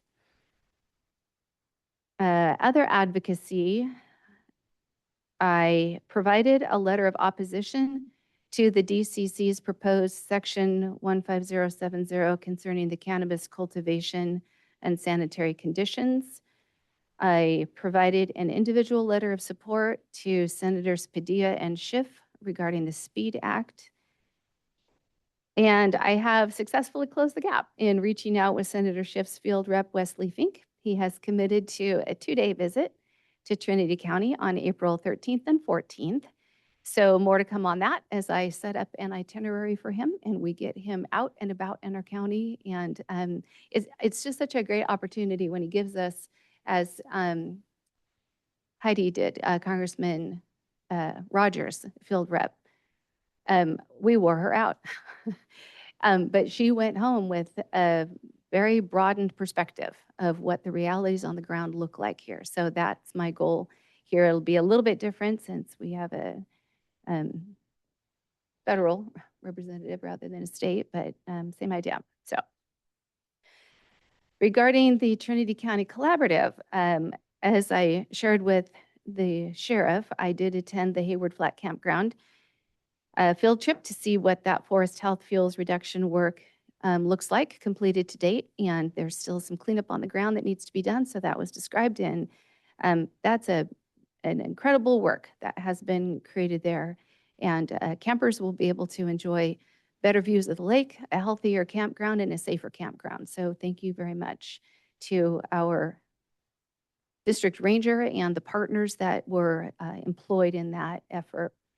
I toured the Bowerman and the Rainier Road fuel breaks with the district ranger. I also attended the meeting of the Collaboratives Recreation Committee. That's the one where I was tasked to bring in members of the Division of Boating and Waterways, along with the fairly recently appointed project manager for the Minersville boat ramp from the Forest Service, and had a wonderful response from all of them. They were at our January 9th meeting. And that was a great discussion for people to truly understand what has been the process, what were the roadblocks, how are those being met now? And what is very exciting to get to report out is that at the end of what, of course, is constantly growing ticket price on the entire project, there remained a $1.3 million gap between the total projected cost and what was being provided by the Division of Boating and Waterways. I just am excited to tell you that our forest supervisor, Rachel Berkey, literally reprioritized projects on other forests to bring in the $1.3 million that we need to finish that. That's incredible. A thank you note from anybody willing to pick up a pen would be appreciated. That's huge. So. That's really great. Yep. And then last thing is that on Friday, the 16th, we then had the general meeting of the collaborative where, to the extent possible, because of litigation that is now in progress, merits of the Bowerman and Rainier Road shaded fuel breaks were discussed, and levels of communication going forward were kind of redetermined as what can we do to avoid such an outcome in the future. And so that was a challenging conversation, but the only thing to do is move forward. So that's the end of my report. Thank you. Welcome. Supervisor Leutwiler? Yes. So we had the meeting I mentioned last time in Trinity Center. That was a community meeting focused on the residential treatment center. It was the largest turnout I'd ever seen in that facility. I think we had close to 100 people. And we were able to share information that we had gathered from officials. We facilitated discussion with the meeting participants and discussed next steps. Sheriff Saxon was there along with Planning Commissioner Carol Fall as we met with folks and tried to ground everybody in the facts and also listen to concerns and talk about how things might move forward. The cannabis tax ad hoc committee, I'll give a report on that later, but we facilitated meetings in Hayfork at the fairgrounds with, I'm thinking, around 30 people. I didn't take a count. And on the 9th, and then we also had a standing room only meeting in these chambers on Wednesday, January 14th. Supervisor Cox noted joined the Fire Chiefs Association, and where that emergency communication system was a key topic. I was going to mention something about my discussions with the sheriff, but we've already covered that ground. Thanks for his update. Natural Resources, I met with Josh Smith of the Watershed Center to discuss a Sierra Nevada Conservancy grant proposal focused on outdoor recreation. So there's it's something that we've tried to submit before, we being the Watershed on behalf of Trinity County. And we're hopeful that this year that might get funded, and it would be focused specifically on recreation in the area covered by the Sierra Nevada Conservancy in Trinity County. Nortec, this is the group that does workforce management. I have ongoing meetings with the co-chair, Susan Marie, and the consultant that we hired to work with the organization. It's just unusual amount of activity that we're having with this organization, but it is good that things are moving forward. Tourism marketing, the Trinity Chamber is hosting a meeting at the golf course restaurant for lodging business owners, TOT partners, and other local businesses involved in tourism. And that meeting starts at 5:30 on Thursday, January 29th. And I'll have more about tourism in the ad hoc update. And then the Tourism Development Committee, this is separate from what we've been working on here in terms of allocating the existing funding, but more working towards new funding. I have been in touch with Civitas Advisors, the consulting group that we hired, and staff regarding plans to renew our efforts on that tourism business investment district. We had strategically taken a pause both to get out of the busy season as well as to wait for some, I'll just call it dominoes to fall so that we are in a better position than we were before. And it was interesting timing that Civitas announced that the Santa Cruz Mountain Wine Improvement District just formed with 76% support from their wineries based on their weighted petition, and they will be unlocking $400,000 to drive growth and visibility for the region. So just a testament to how that process can work, and still hopeful that we will have something happen here. And that's it. Thank you. Supervisor Gogan? Yes. I wanted to start out saying, Rick mentioned the cannabis tax.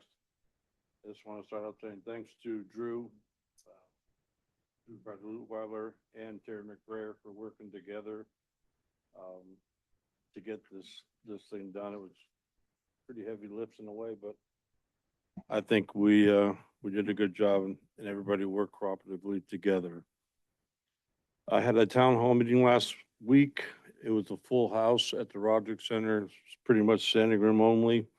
Some of our subjects were volunteerism, and I think it kind of strikes home in all the districts that a lot of the people that volunteer are aging out, and we're not getting a lot of the younger people to be volunteers. So we're thinking about a way of helping that because I know in Douglas City and Hayfork it's becoming a problem, and it just seems like kids don't volunteer enough anymore, and we need it.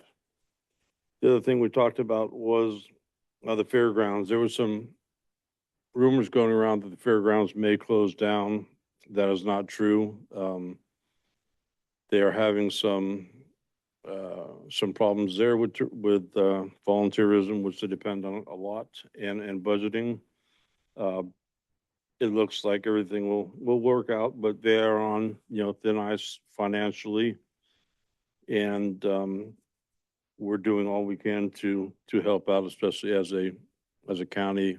We got them an extra $25,000. I think it's coming in this month, over the $50,000 that they normally get annually, and that should help them get through this year as we kind of go through how we will continue on down the road. But the fairgrounds will always be in Hayfork.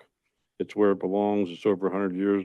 It's been there. I think it's been there 102 years now.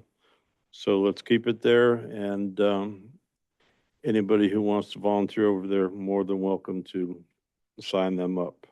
We also talked about some of the homeless encampments that we helped clean up. I just want to give thanks to Leroy Rosher from the Hayfork Fire Department, the fire chief there. Myself and him cleaned up some of the big problem areas over there, and there still is a couple left, and there's going to be good movement on those quickly, I hope. So the town was excited about that. And one more thing I mentioned too, or a couple more things I'll mention. One is the Dolly Parton book giveaway that she does through the Hayfork Rotary. So it's for any child from pretty much zero the first day you're born till you're 5 years old. You get a book a month mailed to your home for free. You can keep it. They're age appropriate. So in a 5-year span, you could get 60 books to keep, and they come right to your house for free, no cost. So if anybody, not just in Hayfork, my district, but any district in Trinity County, has kids between 0 and 5, I think this would be a great thing to take up. You can get applications from me through the Hayfork Rotary and get your free book for your child every month. We did sit down and speak with Congressman Huffman, which is always a pleasure. I spoke with him about the hatcheries and the fishing here, which he's very, very knowledgeable about. And we had a good discussion about that, and he'll be checking in on things as we move forward. One other thing about Hayfork, we lost our dentist over there, Dr. Gazair, who had been there for, I'm going to say forever, but that might be short. Not only did Hayfork lose a very, very good dentist who worked well with the public, one of the few dentists I know that stayed open, I think, till 8 or 9 o'clock one day of the week, just to accommodate people who worked, so they didn't have to take time off. I'm sure he'd been there 40, 50 years perhaps, and a big loss to the community there, and a burden to the other dentists who need to take over his hundreds of clients, probably in Weaverville or the outlying area. And last but not least, one of the things I heard today from one of the commenters, I'm not sure who it is, I won't mention their name, but I do feel that if you know of a person who is selling drugs, tobacco, cigarettes, or anything illegal to minors at a high school, I appreciate you bringing that up to us, but I feel that that would be incumbent on you to go to the police department or probation or liaison that they have at the high school and report that to them. That would probably be the best way to get that situation dealt with. The board is the board, the police department is the police department. And if I knew of a name of someone doing that at the high school that I live by, I certainly would be going to the police department or sheriff's department to get that rectified. Thanks for bringing it to our knowledge, but don't be covering up for anybody that you know about that's giving away drugs at a high school. And that would be it for me. Thank you.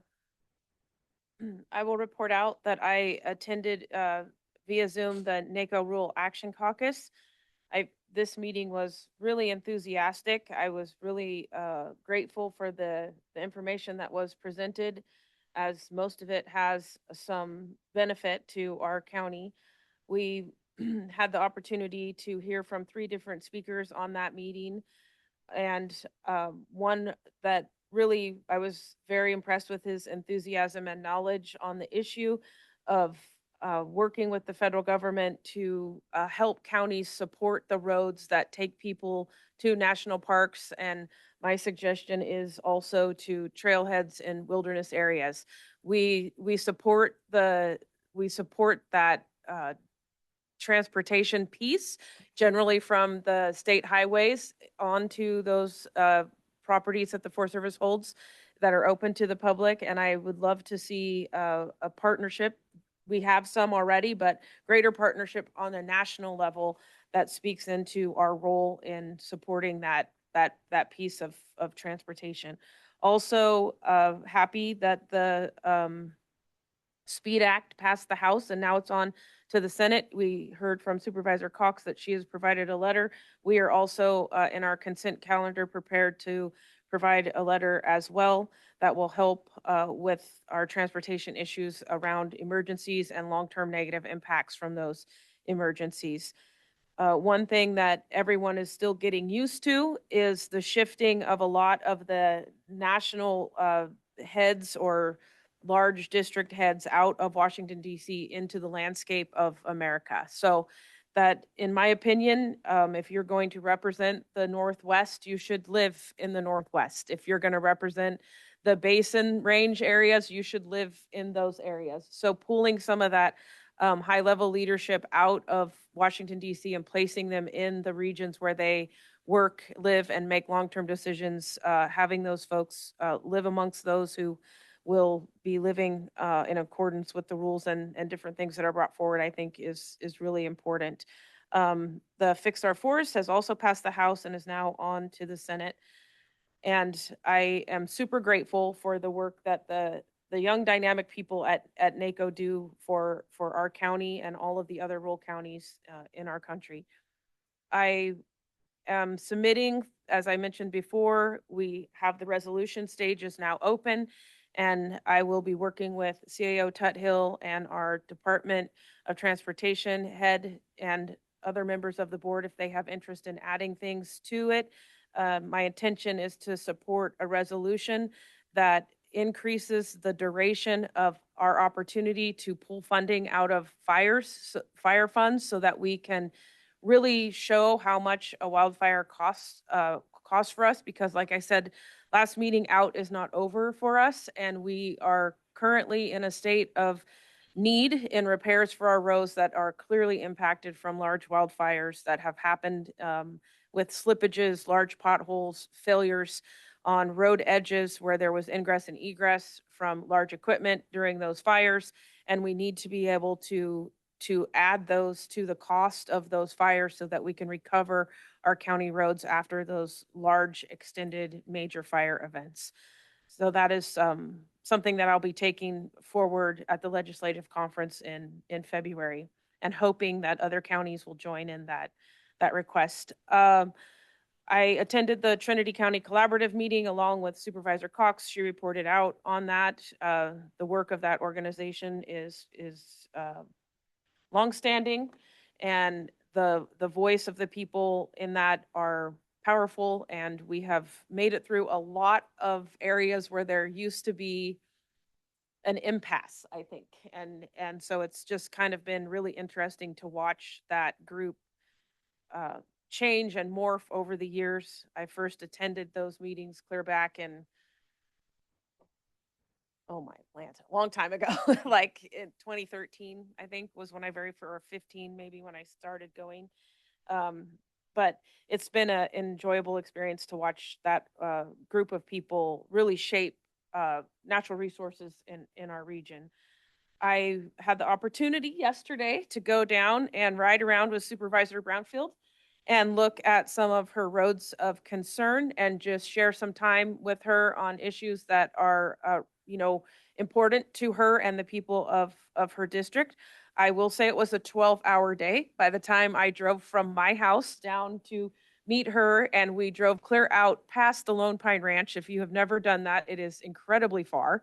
And then came back Highway 36 through Fortuna. So I made the grand loop. I don't know how many people have ever done that, but if you haven't, it's a beautiful drive, but bring snacks and water. But anyway, thank you for hosting me. I My appreciate pleasure. that. Thank you. And I hope that all of us can take the time to spend some time in each other's districts and kind of get the flavor of those communities and really be able to uh, uh, work back and forth to the best of our ability to make whole county decisions while understanding the needs of each district.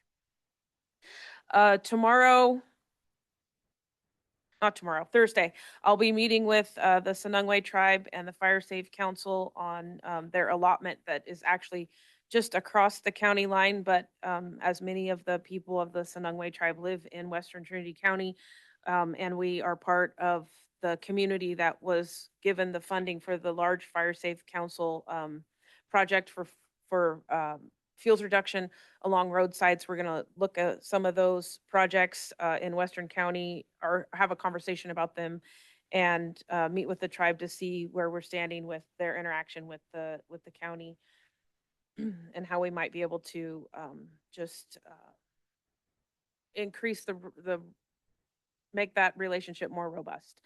And then I'm also meeting on Friday to look at a couple of our roads issues down in Western County that have some potential for collaboration with the RCND, and see if there's any way we can offset some of the costs to the county by working collaboratively with some of those projects that can come through fisheries restoration, sediment delivery kind of type stuff. So that'll be a good day there. And I'm going to be working on setting up a schedule for some springtime town hall meetings so that I can just hear from the constituency and find out what is important to them for the remaining of my final year on the board.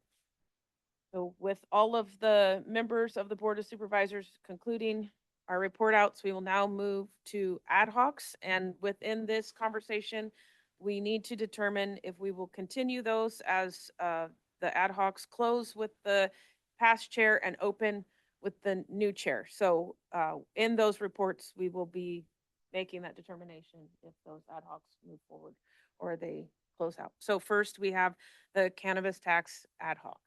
Would you like to report out, and then we'll make a determination as to whether or not that needs to continue? Okay. Do you want me to start, or would you like to? Yeah, either way. Okay, as mentioned before, the committee conducted 2 in-person sessions, the one in Hayfork and one in Weaverville. Both were very well attended. There were some technical difficulties with the Zoom for the meeting here in Weaverville, so the participants couldn't engage directly in the conversation. We did get one comment sort of read out to us. We have received, as far as I can recall, 8 emails via the new cannabis tax input at trinitycounty.org email that automatically goes to all committee members and a couple of other people on staff. All of that input is being curated and summarized for review by the full board on February 3rd. So we're pulling together a staff report that will include summary notes and then the actual emails that we've received. So that will all be part of the backup material for the board's consideration. The committee is also conducting additional research, including review of all that input, financial modeling, and industry data. All of that information will be used to inform the recommendation that will be documented in a comprehensive staff report for the February 3rd board meeting. So the committee is on track to have something on the agenda for February 3rd that reflects its recommendation what to do based on both the research and the input that we've received. Yeah, I think that's very accurate. It was nice to see people at both meetings, and as far as the ad hoc and its continuation, I would think probably somewhere shortly after the 3rd of February, we could probably sunset that ad hoc. Okay. Feel the same way, Rick? Mm-hmm. Yeah, we can probably, that'll probably be our last one.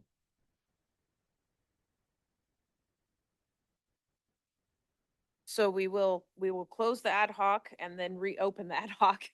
Do we need to take a vote on that? What is the? You can do that as the chair. Yeah, you can do that as chair. That's correct. All right, well, I would like it to reflect in the record that we have closed the ad hoc that was sunsetted with Supervisor Gogan's chairmanship and reopen it or continue it until after the presentation to the board on February 3rd.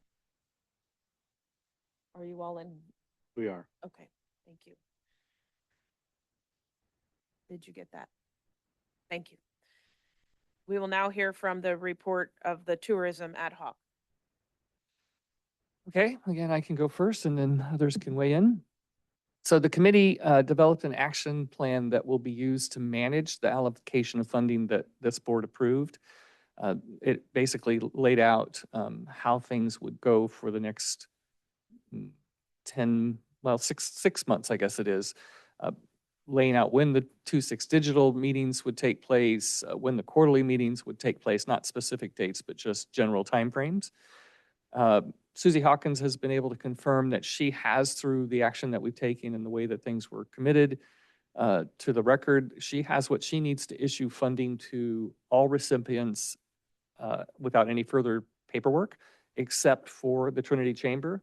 And that's because, as you'll recall, the board approved that this committee will be involved in approving those allocations on a quarterly basis.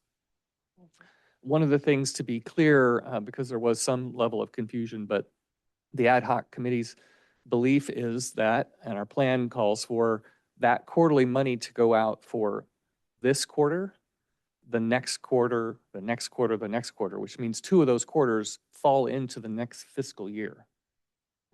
But part of the reason for that is that gives them $7,500 for this quarter, $7,500 for the next. And then while we're working on the preliminary and final budgets, which don't get approved until about October, they would receive the other two quarterly so that there would be an uninterrupted flow of funds. And then assuming the board at that time sets aside funds again and decides how to allocate them, and we are in a much more timely response, then we could have already decided at the time we approve the budget what funds will be allocated, how they're being allocated, and then there's no break in continuity, if you will. Let's see. I am meeting with Trinity Chamber Marketing Committee this afternoon. They have some questions about what exactly are we burdening them with? They didn't use those terms, but that's my interpretation. It's like, you know, great for the money, but what about all these reports and meetings and all that sort of thing? So they're meeting this afternoon, asked me to join them. So assuming we're done by 4:30, that's where I will be. And I'll be able to bring that information back to the committee as we move forward. 26 Digital has sent over an agreement that I passed on to staff for signature that matches up with the funding we approved. And they have agreed that they will actually record those sessions when they're held and then provide those to staff, because Drew has been talking about, our community development director, Drew Plabani, has been talking about setting up an economic development section of our website and thought that it might be helpful to post those videos there. But it'll basically be elaborating on how these experts are advising us to make the most of the money that we're investing into tourism. I think that's it for me. Supervisor Cox, did you have anything that you wanted to add? No, I don't. Thank you. So as with the cannabis ad hoc, the tourism ad hoc sunsets with, I'm sorry, did you want to make comments regarding?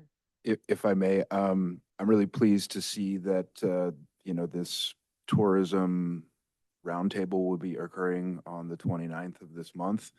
I did want to, however, point out that there's a significant scheduling conflict, at least for myself and staff and anyone who is interested in what's going on with zoning code, as we have a special planning commission meeting that starts at 2 p.m. on that same day. So just a request that potentially we could more effectively coordinate those types of engagements going forward, but great to see it happening. Yeah, and I will clarify though, Drew, just to make sure that, because I've spoken with them about this, this is something where they're setting up so that lodging folks, TOT, paying entities and small businesses can come together and just share their ideas about how they can brand together better. It's not our quarterly meeting where they share their official plans and the committee has to weigh in on whether we support those financially. Sure, totally Okay. understood. You know, just from my perspective, Yeah. what we're doing with zoning code has significant implications into, you know, both tourism and economic development across the board. Gotcha. And so it would be helpful, I think, to, you know, incorporate the feedback that is going to come in through that roundtable into zoning code. And so, you know, obviously making individuals choose between whether they want to provide comment at that planning commission meeting related to tourism and land, you know, how that interrelates with land use. So just that's my comment. Thank you. That, before you leave, that feels significant to me. And rather than saying, well, let's just try to communicate better going forward, I wonder if there's an appetite to adjust the meeting. It's up to the Trinity Chamber. That's their meeting. So, Okay. I mean, we can certainly talk to them, but they didn't consult about the meeting. They just told me when it was so that I could attend if I wanted to. But we can certainly let them know that there is a conflict and that they're, you know, it is kind of causing people to have to choose. Mm-hmm. And or, you know, potential, an additional roundtable or at least some mechanism to kind of bring the feedback that was received at that roundtable to staff so that we can be aware of that as we're working through zoning code and ensure that those comments and concepts are at least acknowledged and understood. So could we perhaps just give direction to staff? Would you reach out to the folks that lead that and see if they would like to change their meeting date or if they would like to just bring you comments? Are you meeting with them this afternoon? I can bring Oh, it to them there we this go. afternoon and, Okay. and see. And I know they changed the date already once, so. I sent an email to that effect Okay. this morning. Okay.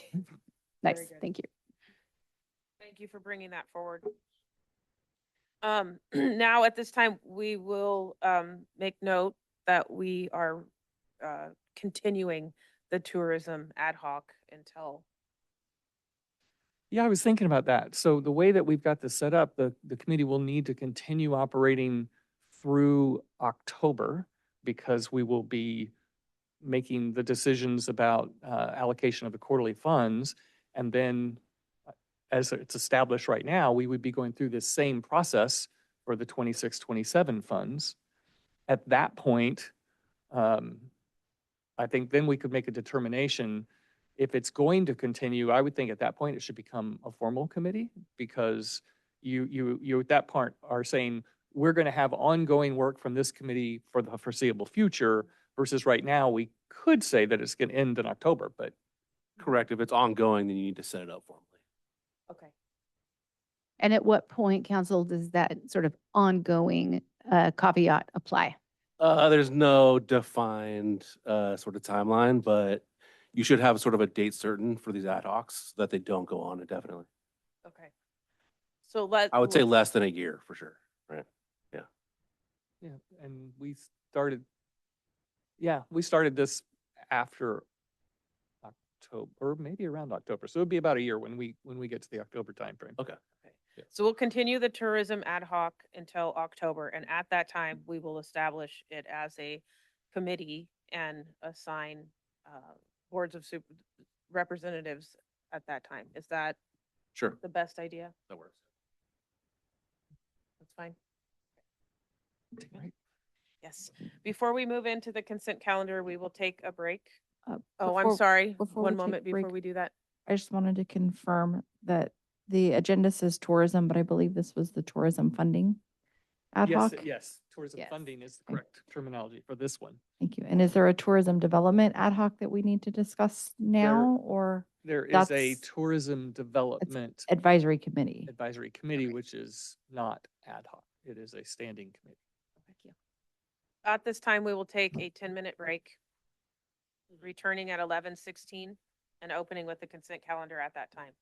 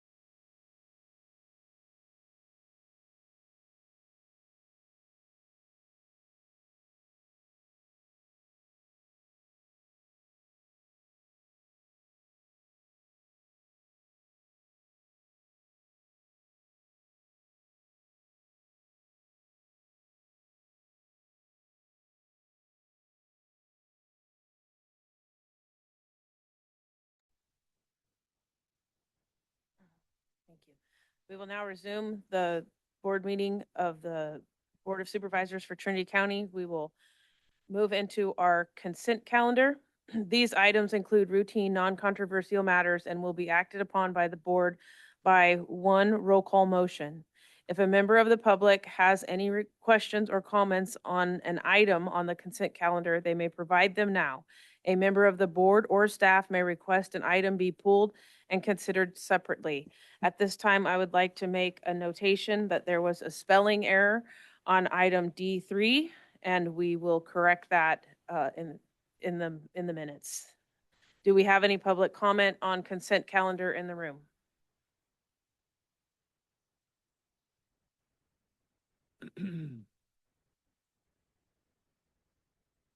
Chair Board Lisa Wright Lewiston.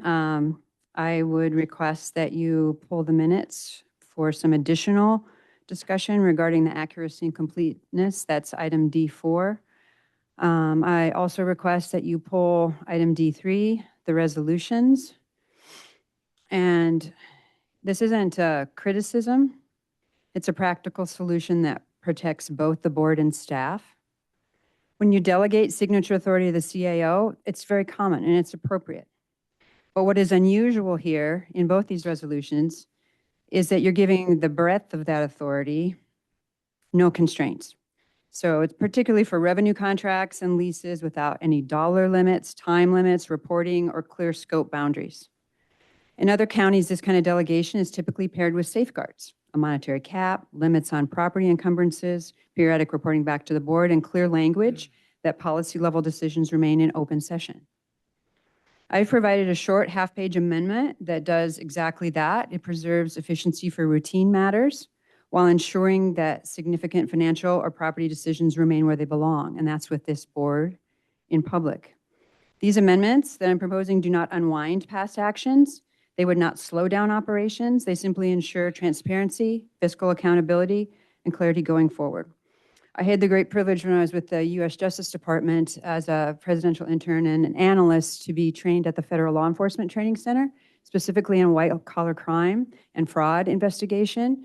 Putting in these kind of guardrails and thresholds and tightening this up with constraints protects both the board as well as staff and the public. So I'm asking that you do pull that for further discussion. I would like to hand this to the clerk, and these are my recommendations for how to better protect yourselves with that particular resolution, and ask that you consider these amendments and not just outright adopt them on consent agenda. Thank you. Further public comment in the room? Seeing none, public comment online? Catherine? Good morning, Catherine Sidman, Lewiston Road, Lewiston. I'd ask that you pull D3, and I just had a couple of questions. The first one is this exactly the way it was last year, and we're just continuing this, naming the new board chair and vice chair? So has the CAO always had this authority to sign these contracts for efficiency, or is this new? If it's new, I just wonder if we could get a little bit more context about, have there been failure scenarios? Have past delays caused us to lose funding? How many contracts does this apply to in a year? Is this 1,000, 100, 10?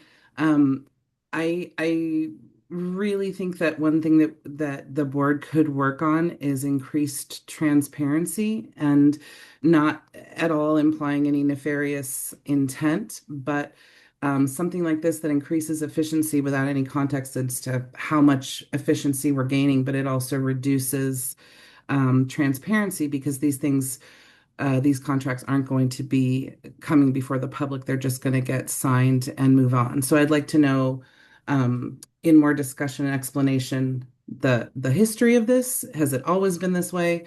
And how much efficiency are we gaining? And is it a good idea right now, as we're transferring the baton to a new CAO, to have no guardrails on this? There's no financial guardrails, there's no timing. In fact, it seems like it would be prudent to bring this back to the board until we're sure that the new CAO is up to speed. I wouldn't want a brand new person who's sort of intaking all the new information for a job to also have this kind of authority without any kind of guardrails or potential oversight. Thank you. Ben? Hello again, Ben Kellogg, Weirville. I too would like to request to have D3 pulled. In the day and age we're living at right now, where we have at the federal level and at the state level more usage of executive orders, bypassing Congress, bypassing state houses, we shouldn't be going down the same road where we have one person or multiple non-quorumed, agendized things being approved that don't come to the Board of Supervisors, whether it is the CAO, whether it is the chair or the vice chair. It just doesn't look good from a transparency point of view. And I don't see how this is going to increase efficiency and make things go faster. As Catherine pointed out, I'd love to hear some data behind the request. Is this something that we've always done and now we're just authorizing it officially? Or, what's the reasoning for all this? Thank you. Further comments online? I have no additional raised hands.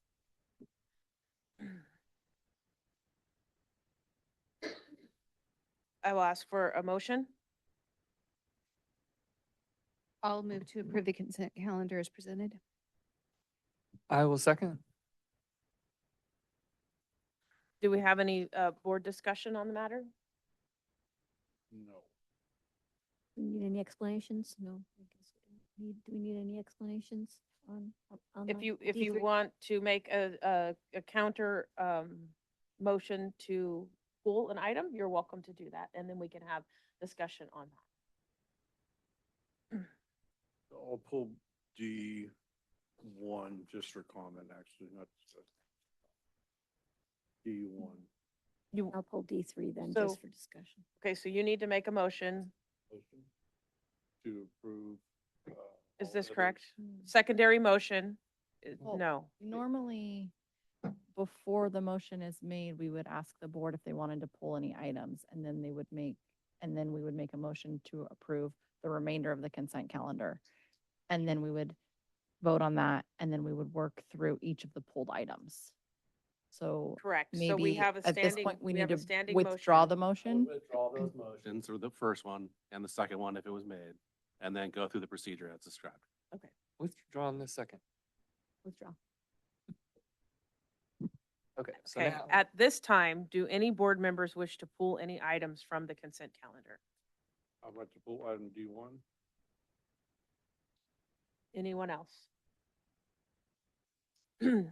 Okay, so make a motion then. We're gonna do them all together with the others. So make a motion. This would be a motion to approve the remainder of the consent item, which would include all items with the exception of item D1, the only one that I heard pulled. Do we have a I'll second? make Go ahead, make the motion. I'll make a motion to pass them all except for item D1. I'll second. Okay. Call for the vote. Supervisor Cox? Aye. Supervisor Gogan? Aye. Supervisor Lutweiler? Aye. Supervisor Brownfield? Aye. Chairman Carpenter Harris? Aye. Thank you. We will now hear item D1 as pulled by Supervisor Gogan. Item D1, Let me read it into the, appoint Sunday Stanley to the Trinity County Fair Association Board of Directors as District 3 representative to serve a term concurrent with District 3 Supervisor, which is Liam Gogan. Okay, proceed.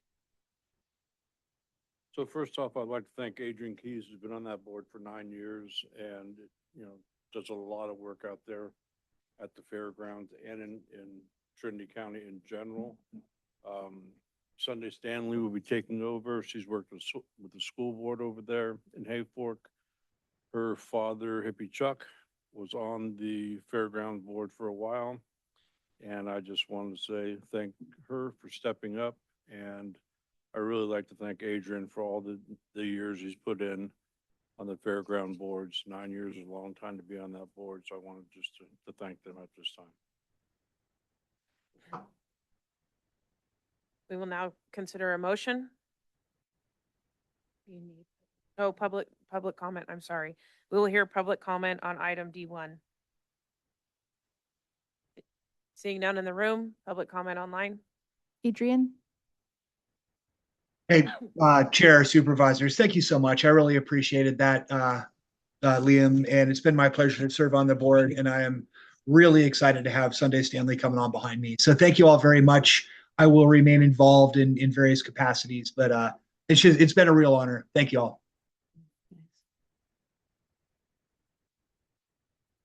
I have no additional raised hands. Thank you. I'll move approval of item D1. Okay, we need a second. I'll second. Call for the vote. Supervisor Gogan? Aye. Supervisor Cox? Aye. Supervisor Lutweiler? Aye. Supervisor Brownfield? Aye. Chairman Carpenter Harris? Aye. Thank you. Motion passes.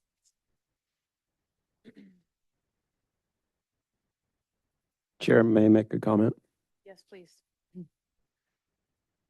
So on item D3, I want to make it clear to the board and the public that this is the exact same resolution that has come forward for multiple years.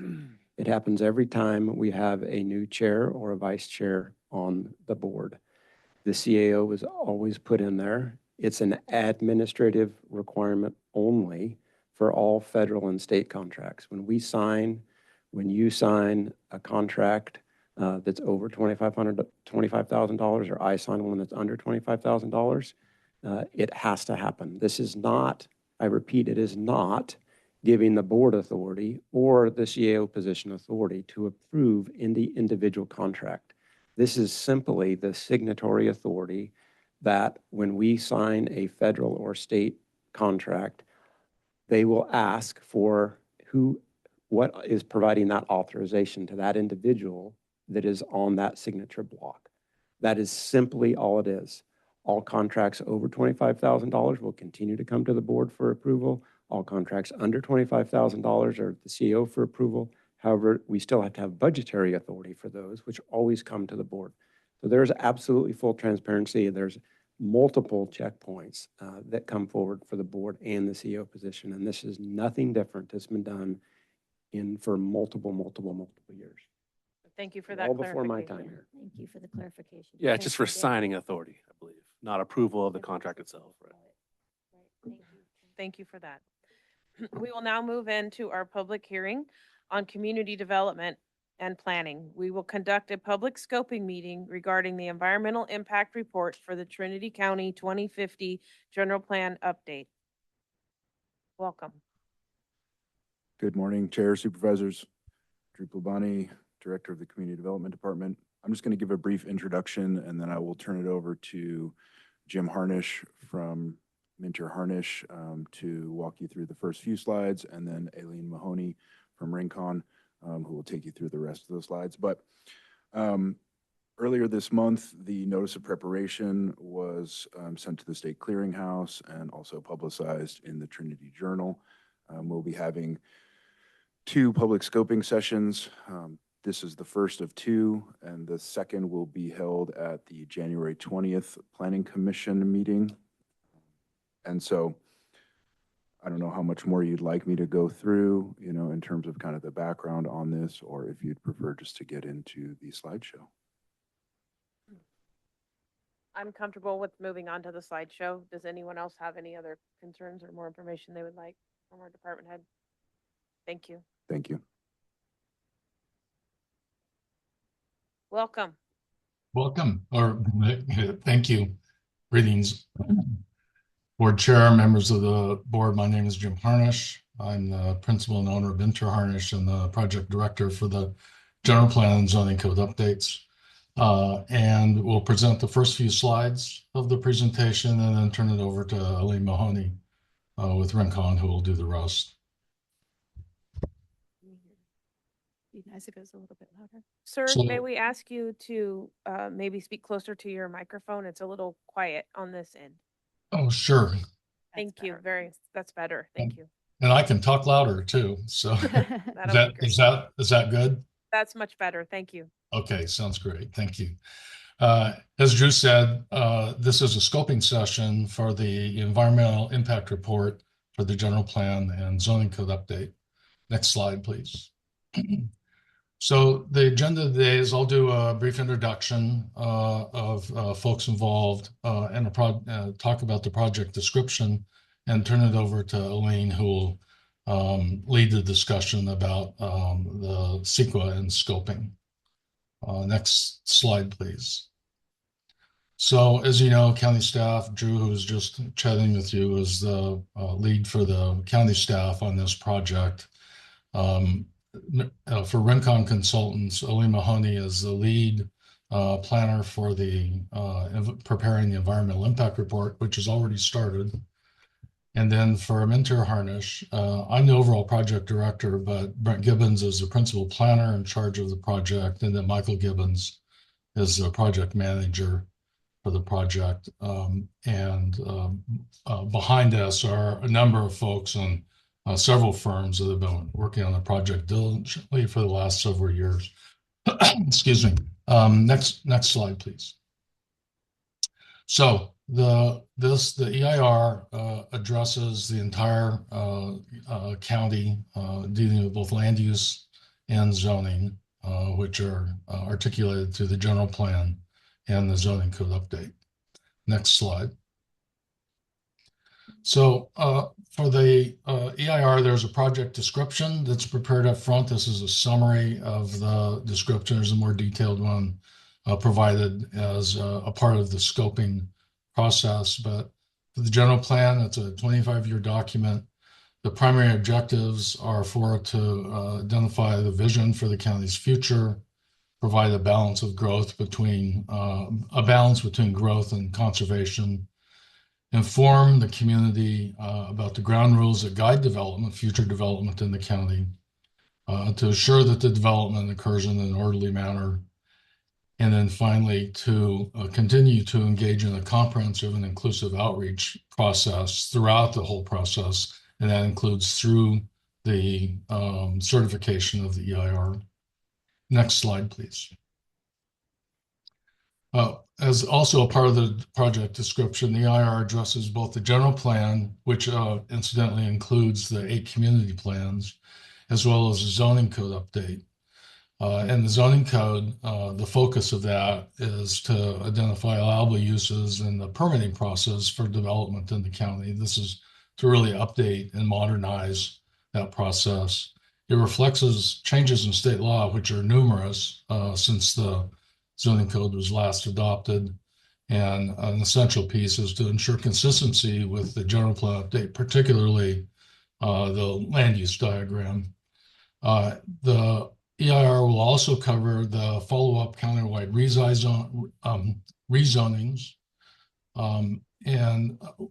Two major focuses of the rezonings are to acknowledge the federal jurisdiction of public lands where the county really does not have jurisdiction, and to address the unclassified zoning district, which I think about a third of the county is zoned as, and all of the unclassified zones are being converted to one or a number of classified zones.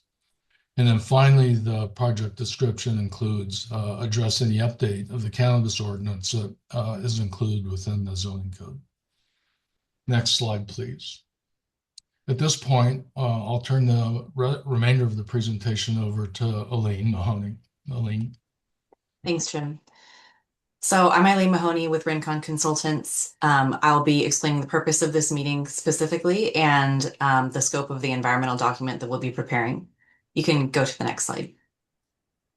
So we're conducting this analysis because of the California Environmental Quality Act adopted in 1970, or CEQA.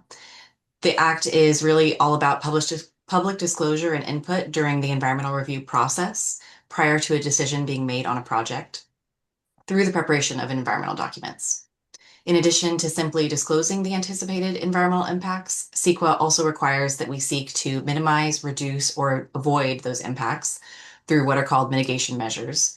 And we also prepare and adopt a mitigation monitoring and reporting program, which typically takes the form of a detailed table of requirements of who is responsible for seeing them out. Next slide. This slide shows an overview of the CEQA process. The first step is to publish a notice of preparation, which was published on January 7th for this project. During this time, there's a 30-day public review period where we're looking for input on the content of the EIR to be prepared, and that is really what the purpose of this meeting is. So once the notice of preparation comment period closes, we will prepare the draft EIR, and then a 45-day review period will follow publication of the draft.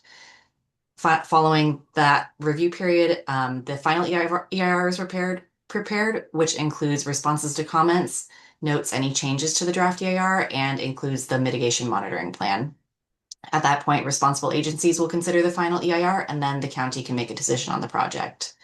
We expect that the draft EIR will be ready in the summer of this year, with the final EIR in fall and a decision by the end of the year. Next slide. So the purpose of this session is to receive scoping comments on the content of the EIR.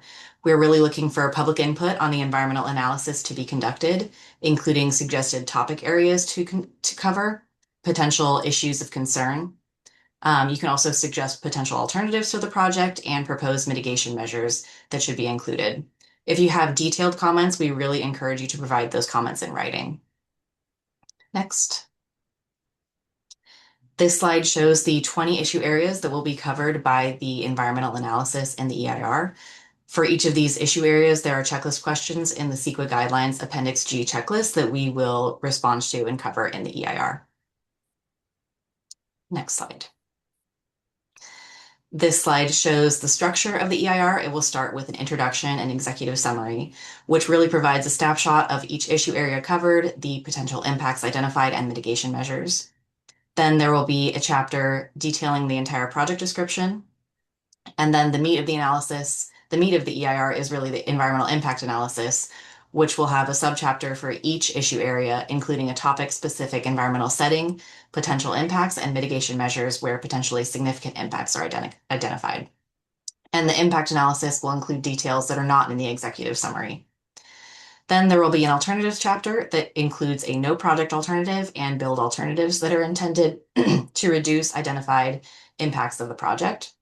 And finally, one chapter for other impacts and other CEQA discussions, such as significant irreversible effects and growth inducement.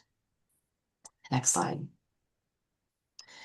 So we're really at the beginning of the process here. The analysis has not been conducted yet, and we're looking for public input on the scope of the EIR to be prepared. That can be a key issue to discuss, a potential alternative to look at, and mitigation measures that you believe should be included. Comments are due on February 6th of this year, and you can submit them via snail mail to the address on this slide or email to the email address shown. Or you can also provide verbal comments today, which will be summarized in the EIR. And that concludes our presentation. We look forward to hearing your concerns.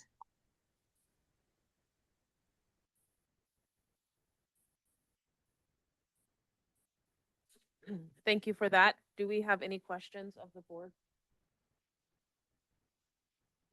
I do. So I was reviewing this document over the weekend and just came up with a few questions that seemed like this is the appropriate time to ask. So the first is, since completing the cannabis program EIR, a number of things have happened, both with our ordinances, of course, all this work that we're doing on the general plan. There's been opt-out / overlay zone / all kinds of things. And I'm wondering, will this EIR address those items? And does this EIR complement or supersede the cannabis program EIR?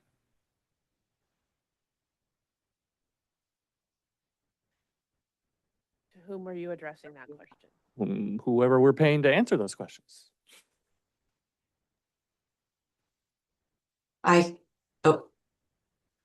can answer this unless you'd like to, Drew. Thank you. Move forward.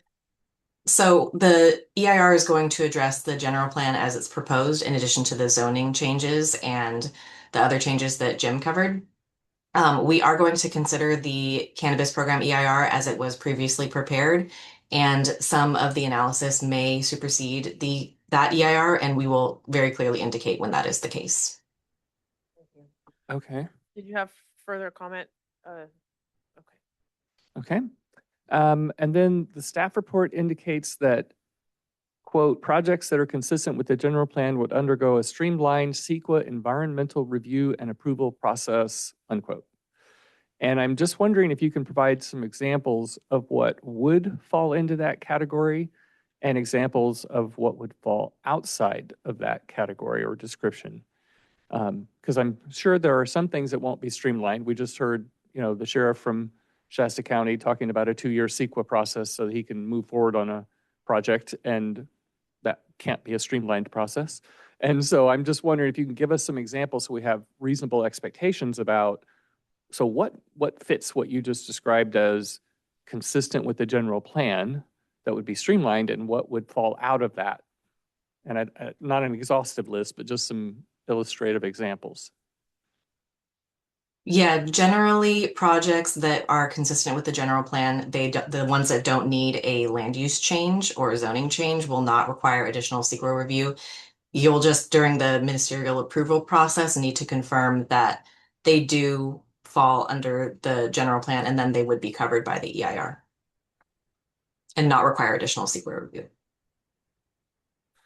Okay, so I want to convert a building on Main Street that's set up for commercial. Don't need a specific land use. I don't need to rezone it, but I'm going to do something that could have environmental impacts. How does that fall or not fall under this requirement for additional CEQA work? CEQA clearance is required whenever there is a discretionary approval. So if there's a discretionary approval for that hypothetical situation, then CEQA review would need to be conducted. And it may or may not be able to be covered by the EIR. It depends on what the exact proposed land use is and the changes. Yeah, listening, I would just add that there may be some site-specific issues that a program EIR, like this EIR covers, that may not be covered, say, cultural resources that might be specific to that site. So there may be some additional environmental review that's specific to that site, as long as as Aline pointed out, it's a discretionary project. And you say discretionary, if this is something that just requires a building permit, no planning department approvals, then there would not be any CEQA requirement. Okay, looks like Drew maybe wants to add to this. Jim, Alien, please correct me if I'm wrong, but to the specific example that Supervisor Lutweiler gave, obviously we're talking somewhat generally and hypothetically, but to try and give a real world example. So if there was a property on Main Street that was previously zoned commercial and it had been proposed through the general plan process to be converted to mixed use, and within that mixed use, I think part of what we're grappling with is, are we changing from what would previously have been a discretionary permit? So in that commercial zoning district, a conditional use permit currently would be required. It may be that through zoning code updates and through general plan, redesignating and rezoning, that now that residential component on a mixed use parcel no longer requires a discretionary approval because it's now allowed by right. But I think what you're grappling or trying to gain clarity on, Supervisor Lutweiler, is, let's say that in this hypothetical scenario, it did still require some discretionary approval based on a threshold of the number of units, which I don't think that's actually where we're going to land with mixed use, but I'm trying to, tie it up in a real world example. Then if those residential uses in that mixed use zone were evaluated in the general plan EIR, then rather than the project proponent having to go through the process of potentially submitting an initial study, we would be able to tier the environmental review off of the general plan EIR, and it would be a checklist instead of a full-blown initial study. So that's my best attempt off the top of my head to kind of qualify that a bit more Okay. closely. Thank you. I think I have some like triggering moments of things like when people come in and tell us that we're going to have broadband everywhere because we got these billions of dollars, and then it turns out, well, except for where you are, Trinity County. And so when somebody tells me, and now sequel, you won't have to do it for anything that falls within the general plan, and I'm thinking, yeah, that can't really quite be true, but at least what I'm hearing is some level of clarity about if there's no discretionary approvals required, then it should be covered, because that's the reason we're doing this whole environmental impact. And so where we've rezoned, where we've created new ordinances, where we've allowed different kinds of dwellings, mixed uses, all those other sorts of things, those would now not in and of themselves, if they fall within those plans and zoning and ordinances, require any special CEQA. They would be able to just move forward because they're covered by this larger environmental impact report. Am I somewhat stating that correctly? Aileen, Yes. you seem to be the pro here. Thank you. Yes. Okay. I noticed in the big wheel of categories or areas or whatever we're describing them as, air quality. And in Trinity County, I hear about air quality for two reasons: smoke and odor. And I'm just wondering, are both of those covered under, quote, air quality? Yes, those would both be air quality issues. Okay. And I think the final thing, which will be a touchy one, but I'll go there anyway. I gather that we were somewhat surprised, and at least from my perspective, disappointed in the format and the support provided when we got the zoning update. We got a brand new state-of-the-art zoning update, great, but that left staff with hundreds of hours of work to figure out how to cross-populate that to what we had. And so instead of paying millions of dollars to be handed something that you can implement, you're handed something that you need 100 hours to figure out how you can implement, because nobody did the cross-referencing, everything else. And there was some bit of, I guess I'll say, lack of awareness of what we should have expected in that deliverable. So now I'm trying to think of, and I think, Eileen, you addressed some of what I was hearing, if in fact this EIR can in some ways complement / override previous EIRs. What I heard you say is it will document where those changes or overrides or whatever happen, so that when we have something that's coming before staff or the public, the work has been done for us. We're not given something and say, here's your new one, now go look and see what changed from what you had before. I can't speak to the zoning code issue, but that is the intent, to make this as easy as possible in the future for county staff and decision makers and the public to understand. And I can just look to county staff to say, if you, because I know that there have been some pain points as, I don't know if everybody's aware, but I've heard of people working till very late at night trying to get ready for planning commission meetings and so forth, because of the extra workload that was thrown at us and the tight timeline we have to stay on track, in fact, for this EIR. So I just want to make sure that we're now clear on what we can expect as a deliverable, because I would rather know now if we want to change that deliverable than when it's too late, like we are with the zoning.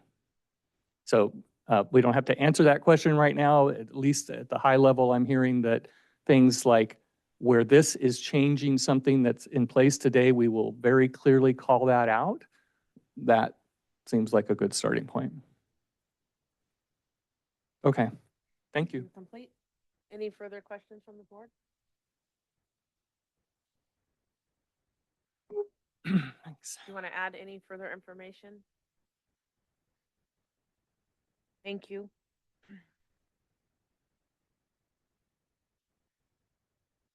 We need to call. Do we make a motion to carry on, or?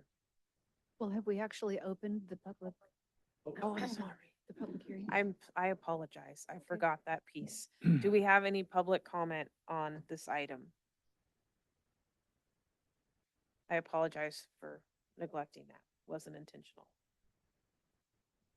Good morning. Good morning. Kind of adding on to what Rick, your questions about air quality, given that we are moving into our environmental scope for out to 2050, I'd also like to make sure that we include in this environmental scope any threats or any advisories on any cell phone towers and continued development of anything like that. We know there's enough of a scope of the health precautions that these towers bring and the electromagnetic frequencies. I think we kind of want to put our head in the sand around these because I know they pull in money and I know that they pull in safety. But in giving safety in one area, we also take safety from others, and that is our neighbors. That is our soil, because radiation over time, the cumulative impacts go into our soil. They affect our animals. They've been known to create brain tumors in humans. There's enough of an impact in study to show that.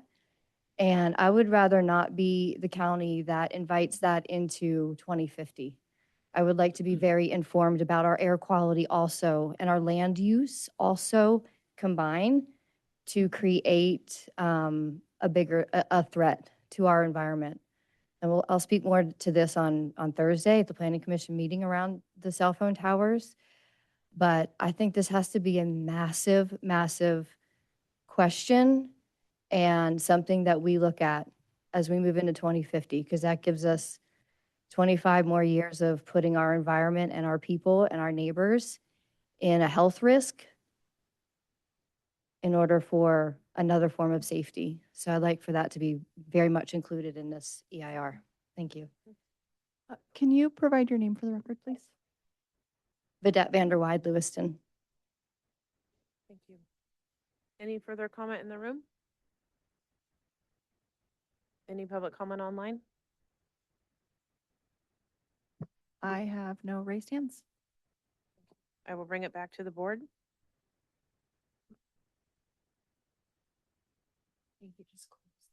So we will now close any comments, anything, we're all fine? Okay, we're whole in this matter, so we will close it and move on to county matters.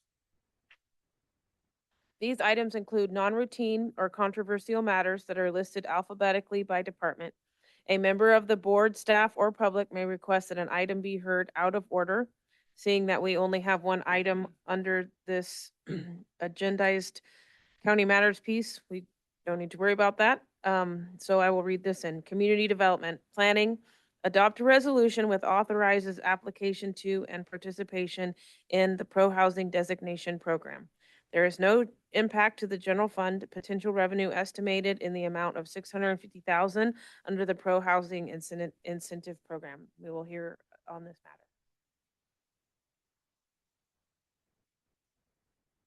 matter. And still a good morning to you all. Chair Supervisors Drew Plabani, Director of Community Development Department. You know, we've had discussion on this topic several times now. In December, we made the draft application available to the public, and then we had on the December 16th agenda discussion during that public comment period on the draft application. The resolution before you all today is just a required element of our application packet where the board needs to formally authorize us to be able to submit that application to the California Department of Housing and Community Development. That it will be published, the application will be published for another week prior to the formal submission to HCD. And as of today, or at least earlier today, we've received no formal public comment through the comment, through the project website for this pro-housing designation application. And I think that covers it. We do have Ryan Lester from Interharnish online if you have any, more specific questions, but this is just a templated resolution provided to us from HCD to allow for us to be able to submit. So Thank you. Do we have any technical questions for clarification from the board? Seeing none, we will move to public comment on this item. Is there any public comment in the room? Seeing none, is there any online? I have no raised hands.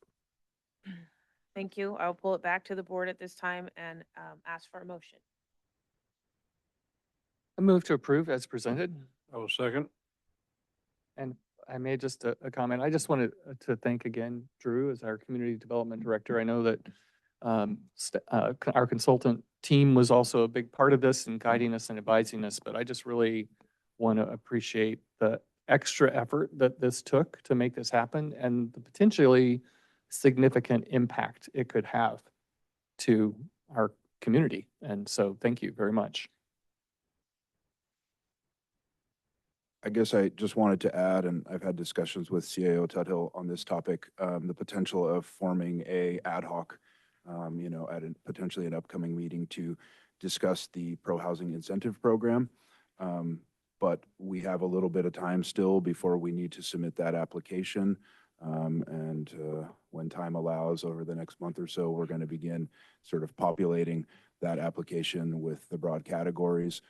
So I don't think it's hugely pressing because what HCD has communicated related to that is that we would essentially submit the broad categories for their approval, and then once approved and we get into the contracting phase with them, then we can refine those categories to really hone in on what specific endeavors and allocations towards those endeavors we want to pursue with that funding. Thank you. Okay, thank you. And I'll trust that we will be made aware when that ad hoc is requested. Thank you for that. Any further comments and discussion on this agenda item and the motion? Seeing none, we'll call for the vote. Supervisor Gokin, Aye. Supervisor Lutweller, Aye. Supervisor Cox, Aye. Supervisor Brownfield, Aye. Chairman Carpenter Harris. Aye. Thank you. At this time, we will move into closed session. Government Code Section 54954.E or .5E, public employment appointment. At this time, we will take public comment on this item.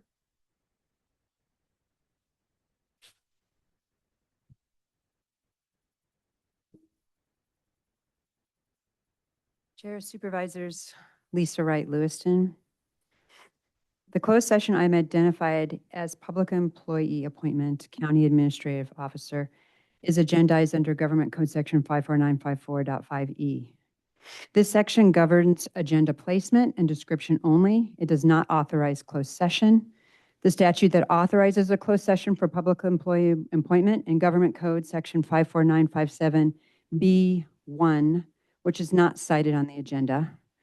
When an agenda does not identify the applicable authorizing statute, the public cannot determine the legal basis for excluding the public, whether action may be taken, or reporting obligations that would follow.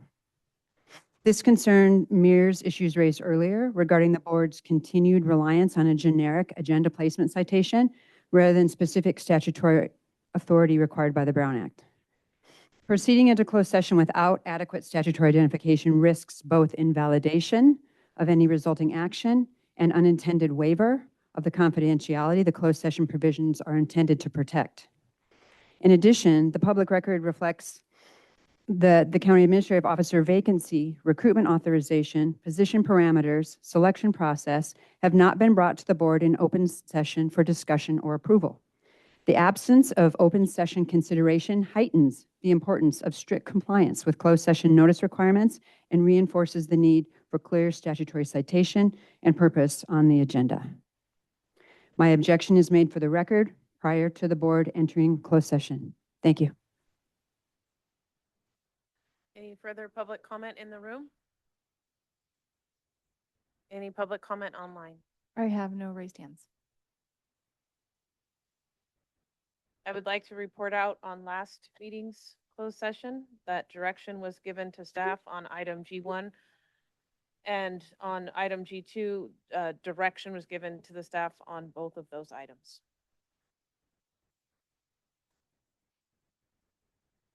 We will now close the public meeting of the Board of Supervisors of January 20th, Trinity County.